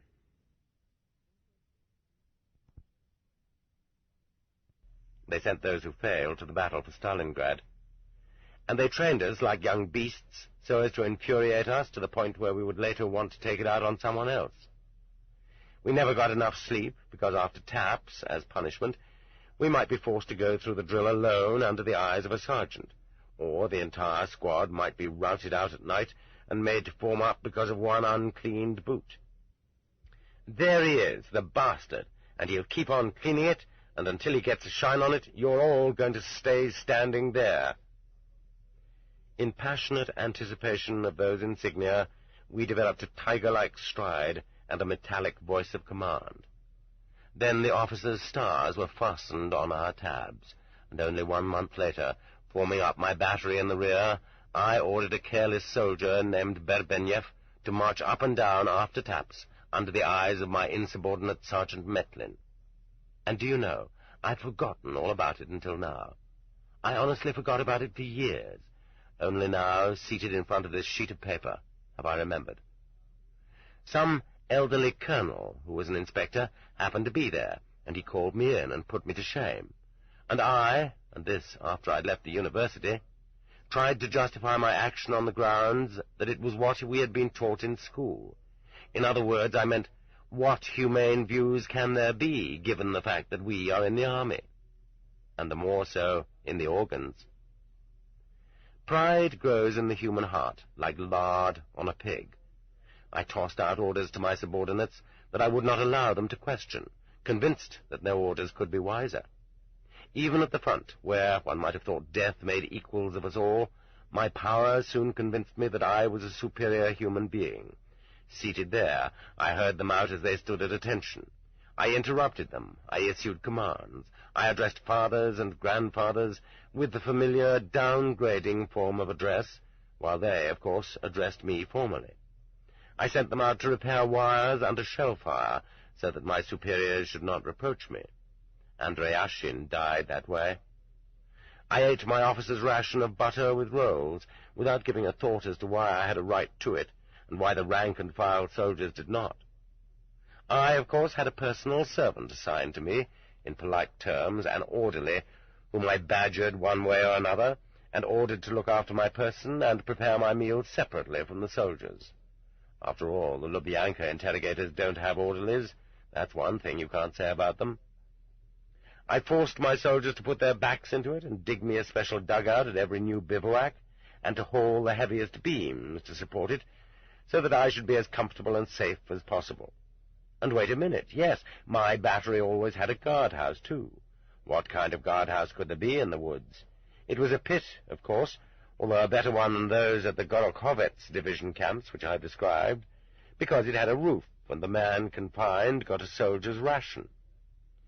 Vyushkov was imprisoned there for losing his horse, and Popkov for maltreating his carbine. Yes, just a moment, I can remember more. They sewed me a map case out of German hide, not human, but from a car seat. But I didn't have a strap for it, and I was unhappy about that. Then all of a sudden they saw some partisan commissar from the local district party committee wearing just the right kind of strap, and they took it away from him. We are the army. We have seniority. Remember Senchenko, the security officer who stole a map case and a dispatch case? Finally, I coveted that scarlet box, and I remember how they took it away and got it for me. That's what shoulder boards do to a human being. And where have all the exhortations of grandmother, standing before an icon, gone? And where the young pioneer's daydreams of future sacred equality? And at the moment when my life was turned upside down, and the Smersh officers at the brigade command point tore off those cursed shoulder boards, and took my belt away and shoved me along to their automobile, I was pierced to the quick by worrying how, in my stripped and sorry state, I was going to make my way through the telephone operator's room. The rank and file must not see me in that condition. The day after my arrest, my march of penance began. The most recent catch was always sent from the Army Counterintelligence Center to the Counterintelligence headquarters of the front. They herded us on foot from Ostoroda to Brodnica. When they led me out of the punishment cell, there were already 7 prisoners there, in 3.5 pairs, standing with their backs to me. 6 of them had on well-worn Russian army overcoats, which had been around for a long time, and on their backs had been painted, in indelible white paint, SU, meaning Soviet Union. I already knew that mark, having seen it more than once on the backs of our Russian POWs, as they wandered sadly and guiltily toward the army that was approaching to free them. They had been freed, but there was no shared happiness in that liberation. Their compatriots glowered at them even more grimly than at the Germans. And as soon as they crossed the front lines, they were arrested and imprisoned. The 7th prisoner was a German civilian in a black 3-piece suit, a black overcoat, and black hat. He was over 50, tall, well-groomed, and his white face had been nurtured on gentleman's food. I completed the 4th pair, and the Tatar sergeant, chief of the convoy, gestured to me to pick up my sealed suitcase, which stood off to one side. It contained my officer's equipment, as well as all the papers which had been seized as evidence when I was arrested. What did he mean, carry my suitcase? He, a sergeant, wanted me, an officer, to pick up my suitcase and carry it, a large, heavy object, despite the new regulations, while beside me 6 men from the ranks would be marching empty-handed, and one representative of a conquered nation? I did not express this whole complex set of ideas to the sergeant. I merely said, "I am an officer. Let the German carry it." None of the prisoners turned around at my words. Turning around was forbidden. Only my mate in the fourth pair, also an SU, looked at me in astonishment. When he had been captured, our army wasn't yet like that. But the sergeant from counterintelligence was not surprised, even though I was not, of course, an officer in his eyes. Still, his indoctrination and mine coincided. He summoned the innocent German and ordered him to carry the suitcase. It was just as well the latter had not understood our conversation. The rest of us put our hands behind our backs. The former POWs did not have even one bag among them. They had left the motherland with empty hands, and that is exactly how they returned to her. So our column marched off, 4 pairs in file. We did not converse with our convoy, and it was absolutely forbidden to talk among ourselves, whether on the march, during a halt, or at overnight stops. As accused prisoners, we were required to move as though separated by invisible partitions, as though suffocated, each in his own solitary confinement cell. The early spring weather was changeable. At times a thin mist hung in the air, and even on the firm highway the liquid mud squelched dismally beneath our boots. At times the heavens cleared, and the soft yellow sun, still uncertain of its talent, warmed the already thawing hillocks, and showed us with perfect clarity the world we were about to leave.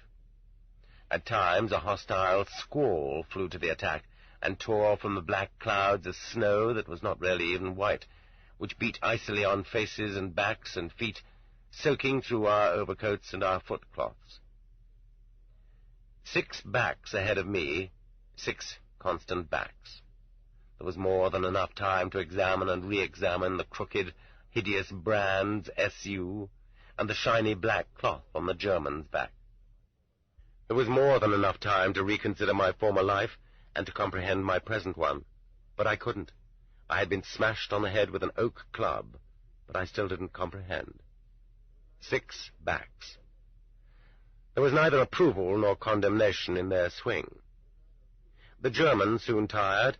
He shifted the suitcase from hand to hand, grabbed at his heart, made signs to the convoy that he couldn't carry it any further. At that point his neighbor in the pair, a POW who only a little while before had experienced God knows what in German captivity, but perhaps mercy too, took the suitcase of his own free will and carried it.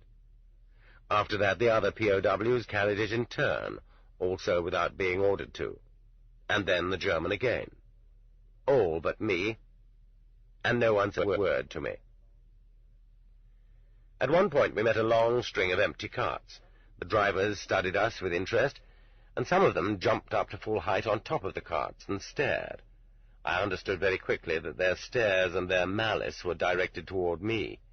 I was very sharply set off from the others. My coat was new, long, and cut to fit my figure snugly. My tabs had not yet been torn off, and in the filtered sunlight my buttons, also not cut off, burned with the glitter of cheap gold. It was easy to see I was an officer, with a look of newness, too, and newly taken into custody. Perhaps this very fall from the heights stimulated them, and gave them pleasure, suggesting some gleam of justice, but more likely they could not get it into their heads, stuffed with political indoctrination, that one of their own company commanders could be arrested in this way, and they all decided unanimously I had come from the other side. Aha! The Vlasov bastard got caught, did he? Shoot the rat! They were vehement in their rear-line wrath. The most intense patriotism always flourishes in the rear, and they added a good deal more in mother oaths. They regarded me as some kind of international operator who had nonetheless been caught, and as a result the advance at the front would move along faster, and the war would come to an end sooner. How was I to answer them? I was forbidden to utter a single word, and I would have had to explain my entire life to each and every one of them. What could I do to make them understand that I was not a spy, a saboteur, that I was their friend, that it was because of them that I was here? I smiled. Looking up at them, I smiled at them from a column of prisoners under escort. But my bared teeth seemed to them the worst kind of mockery, and they shook their fists and bellowed insults at me even more violently than before. I smiled in pride that I had been arrested not for stealing, nor treason, nor desertion, but because I had discovered, through my power of reasoning, the evil secrets of Stalin. I smiled at the thought that I wanted, and might still be able, to effect some small remedies and changes in our Russian way of life. But all that time my suitcase was being carried by others, and I didn't even feel remorseful about it. And if my neighbor, whose sunken cheeks were already covered with a soft 2-week growth of beard, and whose eyes were filled to overflowing with suffering and knowledge, had then and there reproached me in the clearest of clear Russian words for having disgraced the honor of a prisoner by appealing to the convoy for help, and had accused me of haughtiness, of setting myself up above the rest of them, I would not have understood him. I simply would not have understood what he was talking about. I was an officer. And if 7 of us had to die on the way, and the 8th could have been saved by the convoy, what was to keep me from crying out, "Sergeant, save me! I am an officer!" And that's what an officer is, even when his shoulder boards aren't blue. And if they are blue, if he has been indoctrinated to believe that even among other officers he is the salt of the earth, and that he knows more than others, and is entrusted with more responsibility than others, and that, consequently, it is his duty to force a prisoner's head between his legs, and then to shove him like that into a pipe, why shouldn't he? I credited myself with unselfish dedication, but meanwhile I had been thoroughly prepared to be an executioner, and if I had gotten into an NKVD school under Yezhov, maybe I would have matured just in time for Beria. So let the reader who expects this book to be a political exposé slam its covers shut right now. If only it were all so simple, if only there were evil people somewhere insidiously committing evil deeds, and it were necessary only to separate them from the rest of us and destroy them. But the line dividing good and evil cuts through the heart of every human being, and who is willing to destroy a piece of his own heart? During the life of any heart, this line keeps changing place. Sometimes it is squeezed one way by exuberant evil, and sometimes it shifts to allow enough space for good to flourish. One and the same human being is, at various ages, under various circumstances, a totally different human being. At times he is close to being a devil, at times to sainthood. But his name doesn't change, and to that name we ascribe the whole lot, good and evil. Socrates taught us, know thyself. Confronted by the pit into which we are about to toss those who have done us harm, we halt, stricken dumb. It is, after all, only because of the way things worked out that they were the executioners and we weren't. If Malyutia Skuratov had summoned us, we, too, probably would have done our work well. From good to evil is one quaver, says the proverb, and correspondingly from evil to good. From the moment when our society was convulsed by the reminder of those illegalities and tortures, they began on all sides to explain, to write, to protest. Good people were there, too, meaning in the NKVD MGB. We know which good people they're talking about. They were the ones who whispered to the old Bolsheviks, "Don't weaken," or even sneaked a sandwich into them, and who kicked all the rest around wherever they found them. But weren't there also some who rose above the party, who were good in a general human sense? Broadly speaking, they should not have been there. The organs avoided employing such people, eliminating them at the recruitment stage, and such people played their hand shrewdly so as to get out of it. During the war, a certain Leningrad aviator, after being discharged from the hospital in Ryazan, went to a TB clinic and begged, "Please find something wrong with me. I'm under orders to go into the organs." The radiologists dreamed up a touch of TB for him, and the organs dropped him post-haste. Whoever got in by mistake either adjusted to the milieu, or else was thrown out, or eased out, or even fell across the rails himself. Still, were there no good people left there?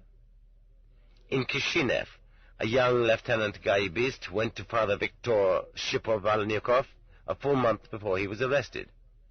"Get away from here! Go away! They plan to arrest you!" Did he do this on his own, or did his mother send him to warn the priest? After the arrest, this young man was assigned to Father Viktor as an escort guard, and he grieved for him. "Why didn't you go away?" Or here's another. I had a platoon commander named Lieutenant Ovsyannikov. At the front, no one was closer to me than he was. During half the war, we ate from the same pot. Even under enemy shell fire, we would gulp down our food between explosions, so the stew wouldn't get cold. He was a peasant lad with a clean soul, and a view of life so undistorted that neither officer candidate school nor being an officer had spoiled him in any degree. He even did what he could to soften my hard edges in many ways. Throughout his service as an officer, he concentrated on one thing only, preserving the lives and strength of his soldiers, many of whom were no longer young. He was the first to tell me what the Russian villages were like then, and what the collective farms were like. He talked about all this without resentment, without protest, very simply and straightforwardly, just as a forest pool reflects the image of a tree and all its branches, even the smallest. He was deeply shocked by my arrest. He wrote me a combat reference containing the highest praise and got the divisional commander to sign it. After he was demobilized, he continued to try to help me through my relatives, and this, mind you, was in 1947, which was not very different from 1937. At my interrogation, I had many reasons to be afraid on his account, especially lest they read my war diary, which contained the stories he'd told me. When I was rehabilitated in 1957, I very much wanted to find him. I remembered his village address and wrote once and then again, but there was no reply. I discovered one thread I could follow, that he had graduated from the Yaroslavl Pedagogical Institute. When I inquired there, they replied, "He was sent to work in the organs of state security." Fine, all the more interesting. I wrote to him at his city address, but there was no reply. Several years passed, and Ivan Denisovich was published. Well, I thought, now he'll turn up. No. 3 years later, I asked one of my Yaroslavl correspondents to go to him and personally hand him a letter. My correspondent did as I asked, and wrote me, "Evidently, he has never read Ivan Denisovich." And truly, why should they know how things go with prisoners after they've been sentenced? This time, Ovsyannikov couldn't keep silent any longer. He wrote, "After the institute, they offered me work in the organs, and it seemed to me I would be just as successful there." What did he mean, successful? I cannot say that I have prospered remarkably in my new walk of life. There are some things I did not like, but I work hard, and, if I am not mistaken, I shall not let my comrades down. And that's the justification, comradeship. He ended, "I no longer think about the future." And that is all. Allegedly, he had not received my previous letters. Evidently, he doesn't want to see me. But if we had met, I think this would have been a better chapter. In Stalin's last years, he had already become an interrogator, during those very years when they handed out a 25-year sentence to everyone who came along. How did everything in his consciousness recircuit itself? How did everything black out? But remembering the once selfless, dedicated boy, as fresh as spring water, can I possibly believe that everything in him changed beyond recall, that there are no living tendrils left? When the interrogator Goldman gave Vera Korneyeva the 206 form on non-disclosure to sign, she began to catch on to her rights, and then she began to go into the case in detail, involving as it did all 17 members of their religious group. Goldman raged, but he had to let her study the file. In order not to be bored waiting for her, he led her to a large office where half a dozen employees were sitting, and left her there. At first she read quietly, but then a conversation began, perhaps because the others were bored, and Vera launched aloud into a real religious sermon. One would have had to know her to appreciate this to the full. She was a luminous person, with a lively mind and a gift of eloquence, even though in freedom she had been no more than a lathe operator, a stable girl, and a housewife. They listened to her impressively, now and then asking questions in order to clarify something or other. It was catching them from an unexpected side of things. People came in from other offices, and the room filled up. Even though they were only typists, stenographers, file clerks, and not interrogators, in 1946 this was still their milieu, the organs. It is impossible to reconstruct her monologue. She managed to work in all sorts of things, including the question of traitors of the motherland. Why were there no traitors in the 1812 war of the fatherland, when there was still serfdom? It would have been natural to have traitors then. But mostly she spoke about religious faith and religious believers. Formerly, she declared, unbridled passions were the basis for everything. Steal the stolen goods. And in that state of affairs, religious believers were naturally a hindrance to you. But now, when you want to build and prosper in this world, why do you persecute your best citizens? They represent your most precious material. After all, believers don't need to be watched. They do not steal, and they do not shirk. Do you think you can build a just society on a foundation of self-serving and envious people? Everything in the country is falling apart. Why do you spit in the hearts of your best people? Separate church and state properly, and do not touch the church. You will not lose a thing thereby. Are you materialists? In that case, put your faith in education, in the possibility that it will, as they say, disperse religious faith. But why arrest people? At this point, Goldman came in and started to interrupt rudely, but everyone shouted at him, "Oh, shut up! Keep quiet! Go ahead, woman, talk!" And how should they have addressed her? Citizeness? Comrade? Those forms of address were forbidden, and these people were bound by the conventions of Soviet life. But woman, that was how Christ had spoken, and you couldn't go wrong there. And Vera continued in the presence of her interrogator. So there, in the MGB office, those people listened to Korneyeva, and why did the words of an insignificant prisoner touch them so near the quick? That same D. Terekhov I mentioned earlier remembers to this day the first prisoner he sentenced to death. I was sorry for him. His memory obviously clings to something that came from his heart. But after that first one, he forgot many, and no longer kept count any more. An episode with Terekhov, attempting to prove to me the fairness of the judicial system under Khrushchev, he energetically struck the plate-glass desk-top with his hand and cut his wrist on the edge. He rang for help. His subordinates were at the ready. The senior officer on duty brought him iodine and hydrogen peroxide. Continuing the conversation, he helplessly held dampened cotton to the wound. It appears that his blood coagulates poorly. And thus God showed him clearly the limitations of the human being, and he had delivered verdicts, imposed death sentences on others. No matter how icy the jailers in the big house in Leningrad, the innermost nucleus of the heart, for a nucleus has its own nucleus, had to continue to exist, did it not? N.P.V.A. recalls the time when she was being taken to interrogation by an impassive, silent woman guard with unseeing eyes, when suddenly the bombs began to explode right next to the big house, and it sounded as if at the next moment they would fall directly on them.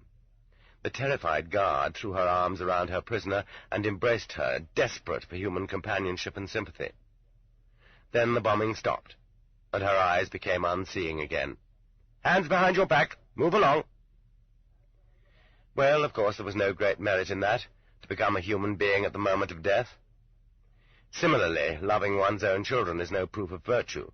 People often try to excuse scoundrels by saying, "He's a good family man."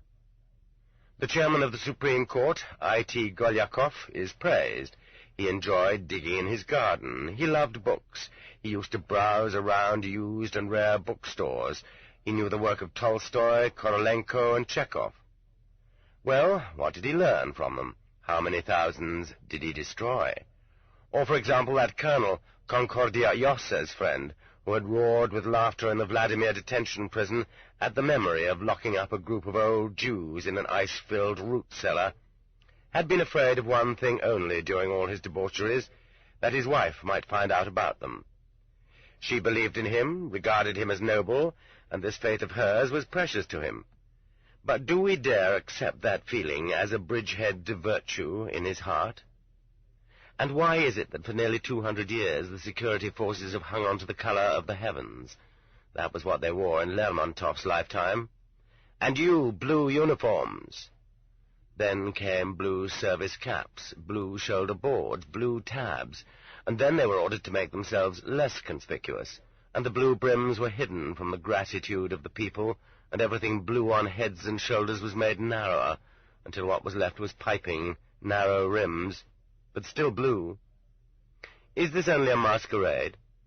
Or is it that even blackness must, every so often, however rarely, partake of the heavens? It would be beautiful to think so, but when one learns, for example, the nature of the Yagodas striving towards the sacred, an eyewitness from the group around Gorky, who was close to Yagoda at the time, reports that in the vestibule of the bathhouse on Yagoda's estate near Moscow, icons were placed so that Yagoda and his comrades, after undressing, could use them as targets for revolver practice before going in to take their baths. Just how are we to understand that? As the act of an evildoer? What sort of behavior is it? Do such people really exist? We would prefer to say that such people cannot exist, that there aren't any. It is permissible to portray evildoers in a story for children so as to keep the picture simple. But when the great world literature of the past, Shakespeare, Schiller, Dickens, inflates images of evildoers of the blackest shades, it seems somewhat farcical and clumsy to our contemporary perception. The trouble lies in the way these classic evildoers are pictured. They recognize themselves as evildoers, and they know their souls are black. And they reason, I cannot live unless I do evil, so I'll set my father against my brother. I'll drink the victim's sufferings until I'm drunk with them.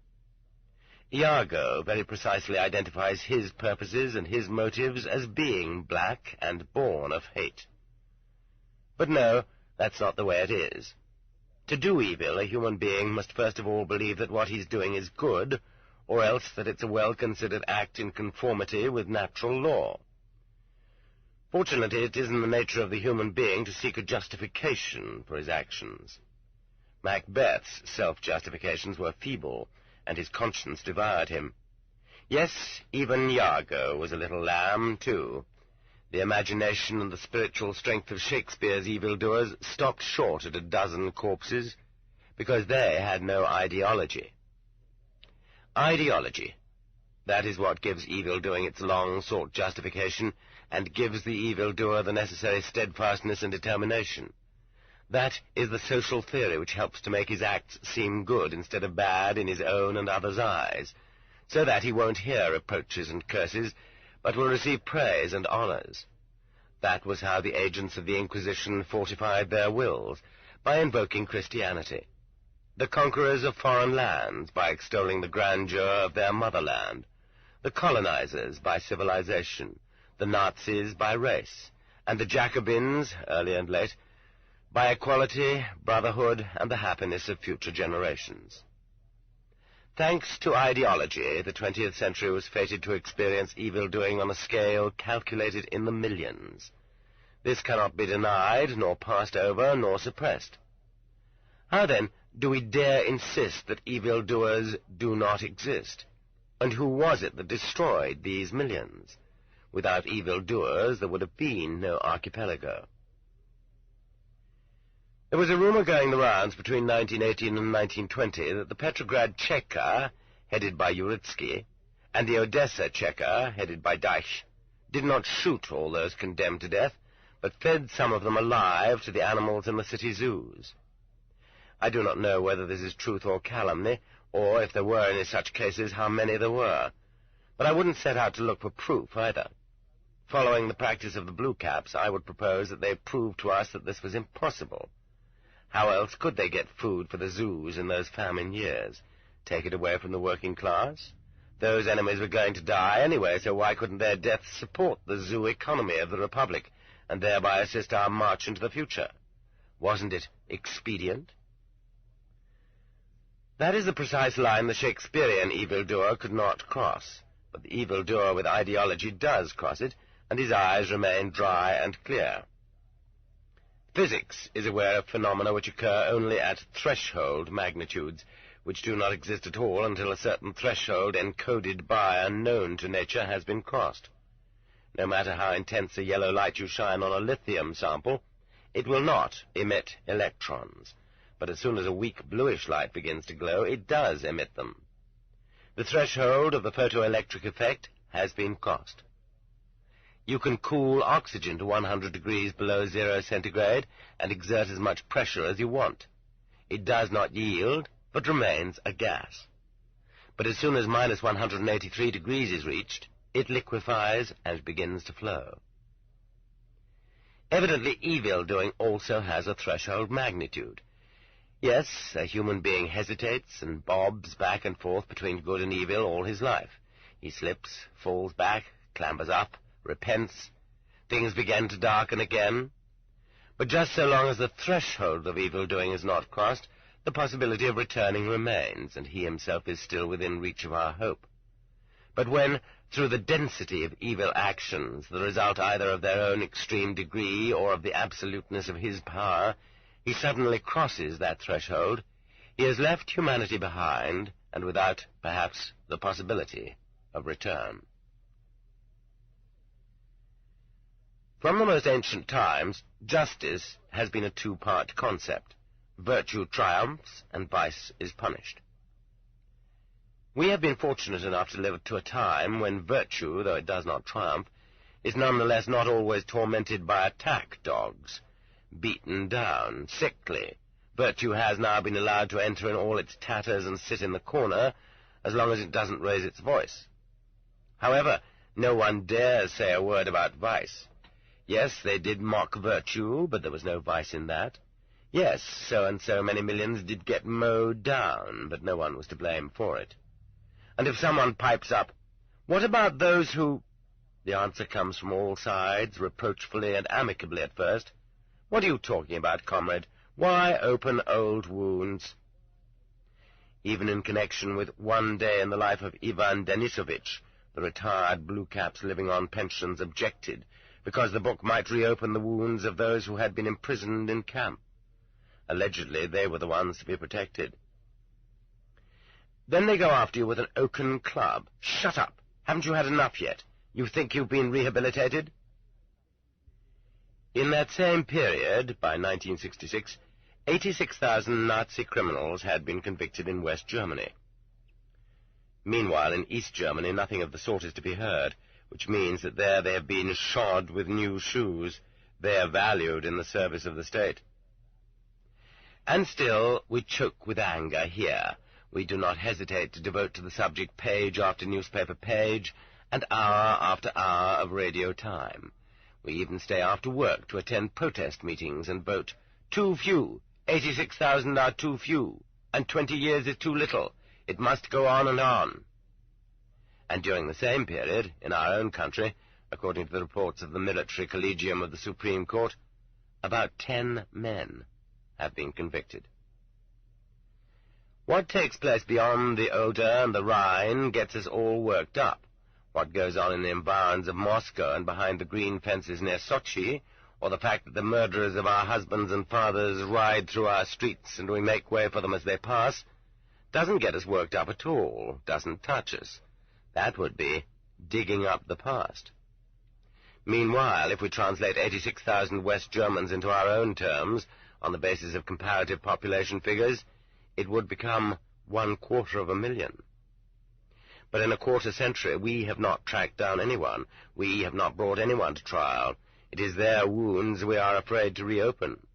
And as a symbol of them all, the smug and stupid Molotov lives on at Granovsky No. 3, a man who has learned nothing at all even now, though he is saturated with our blood and nobly crosses the sidewalk to seat himself in his long, wide automobile.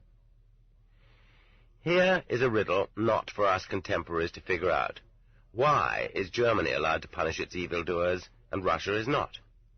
What kind of disastrous path lies ahead of us if we do not have the chance to purge ourselves of that putrefaction rotting inside our body? What, then, can Russia teach the world?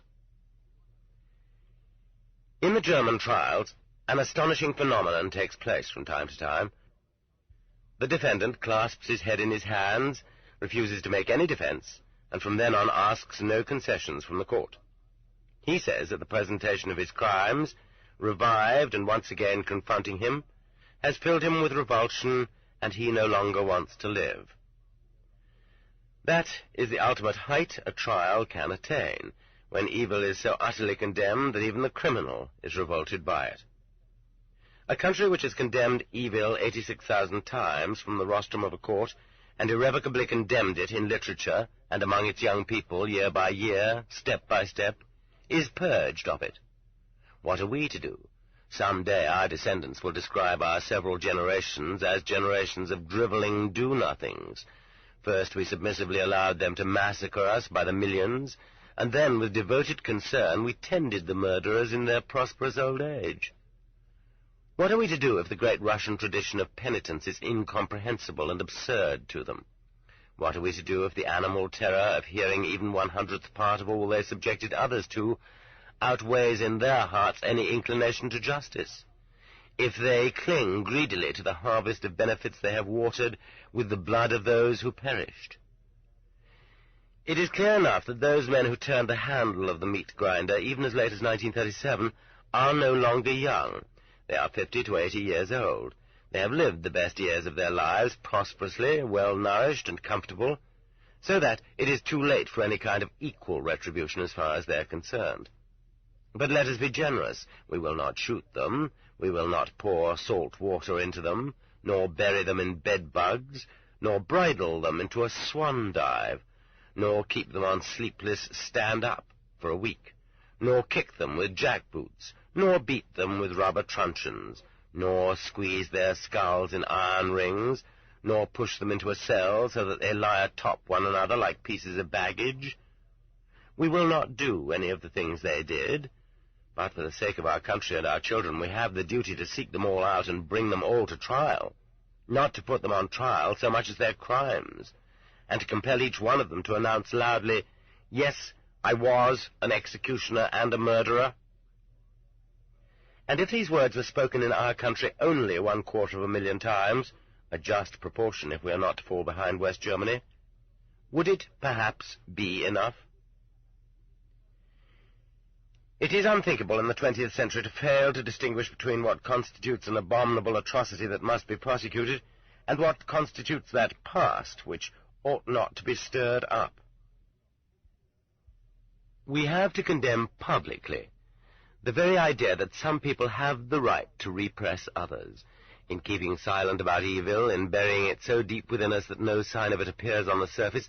We are implanting it, and it will rise up 1,000-fold in the future. When we neither punish nor reproach evildoers, we are not simply protecting their trivial old age, we are thereby ripping the foundations of justice from beneath new generations. It is for this reason, and not because of the weakness of indoctrinational work, that they are growing up indifferent. Young people are acquiring the conviction that foul deeds are never punished on earth, that they always bring prosperity. It is going to be uncomfortable, horrible, to live in such a country.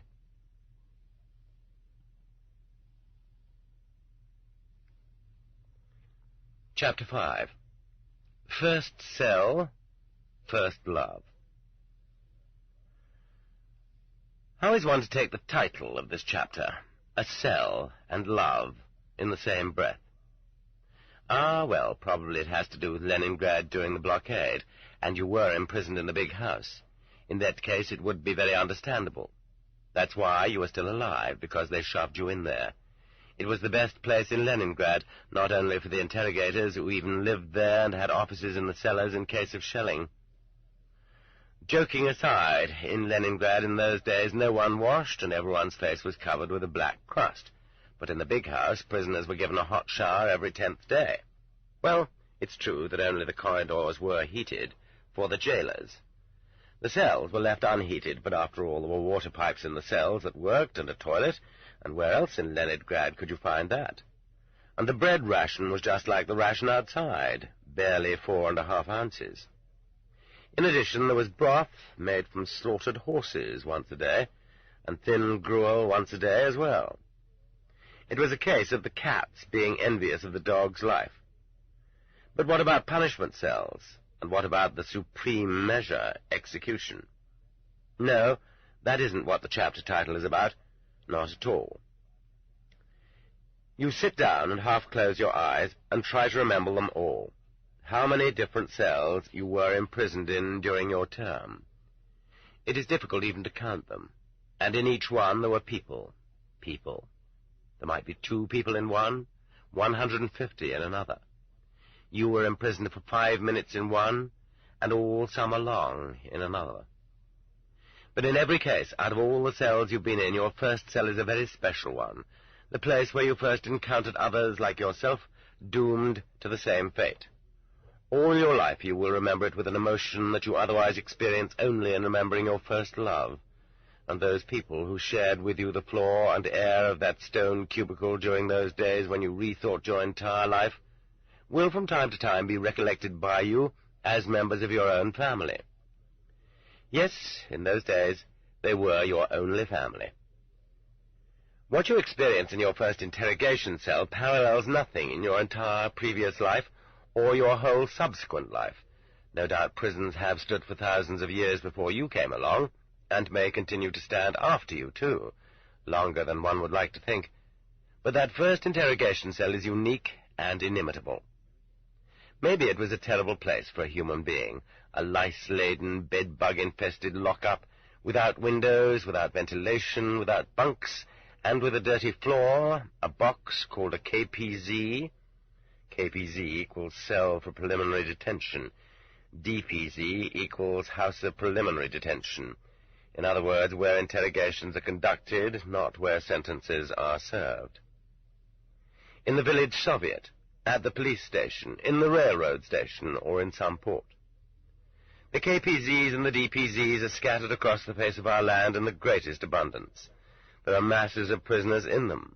Or maybe it was solitary in the Archangel prison, where the glass had been smeared over with red lead so that the only rays of God's maimed light which crept into you were crimson, and where a 15-watt bulb burned constantly in the ceiling day and night. Or solitary in the city of Choibalsan, where, for 6 months at a time, 14 of you were crowded onto 7 square yards of floor space, in such a way that you could only shift your bent legs in unison. This book is continued at this point on the other side of this cassette. The Gulag Archipelago, Volume 1, Section 1, continued. Cassette 6, Side 2.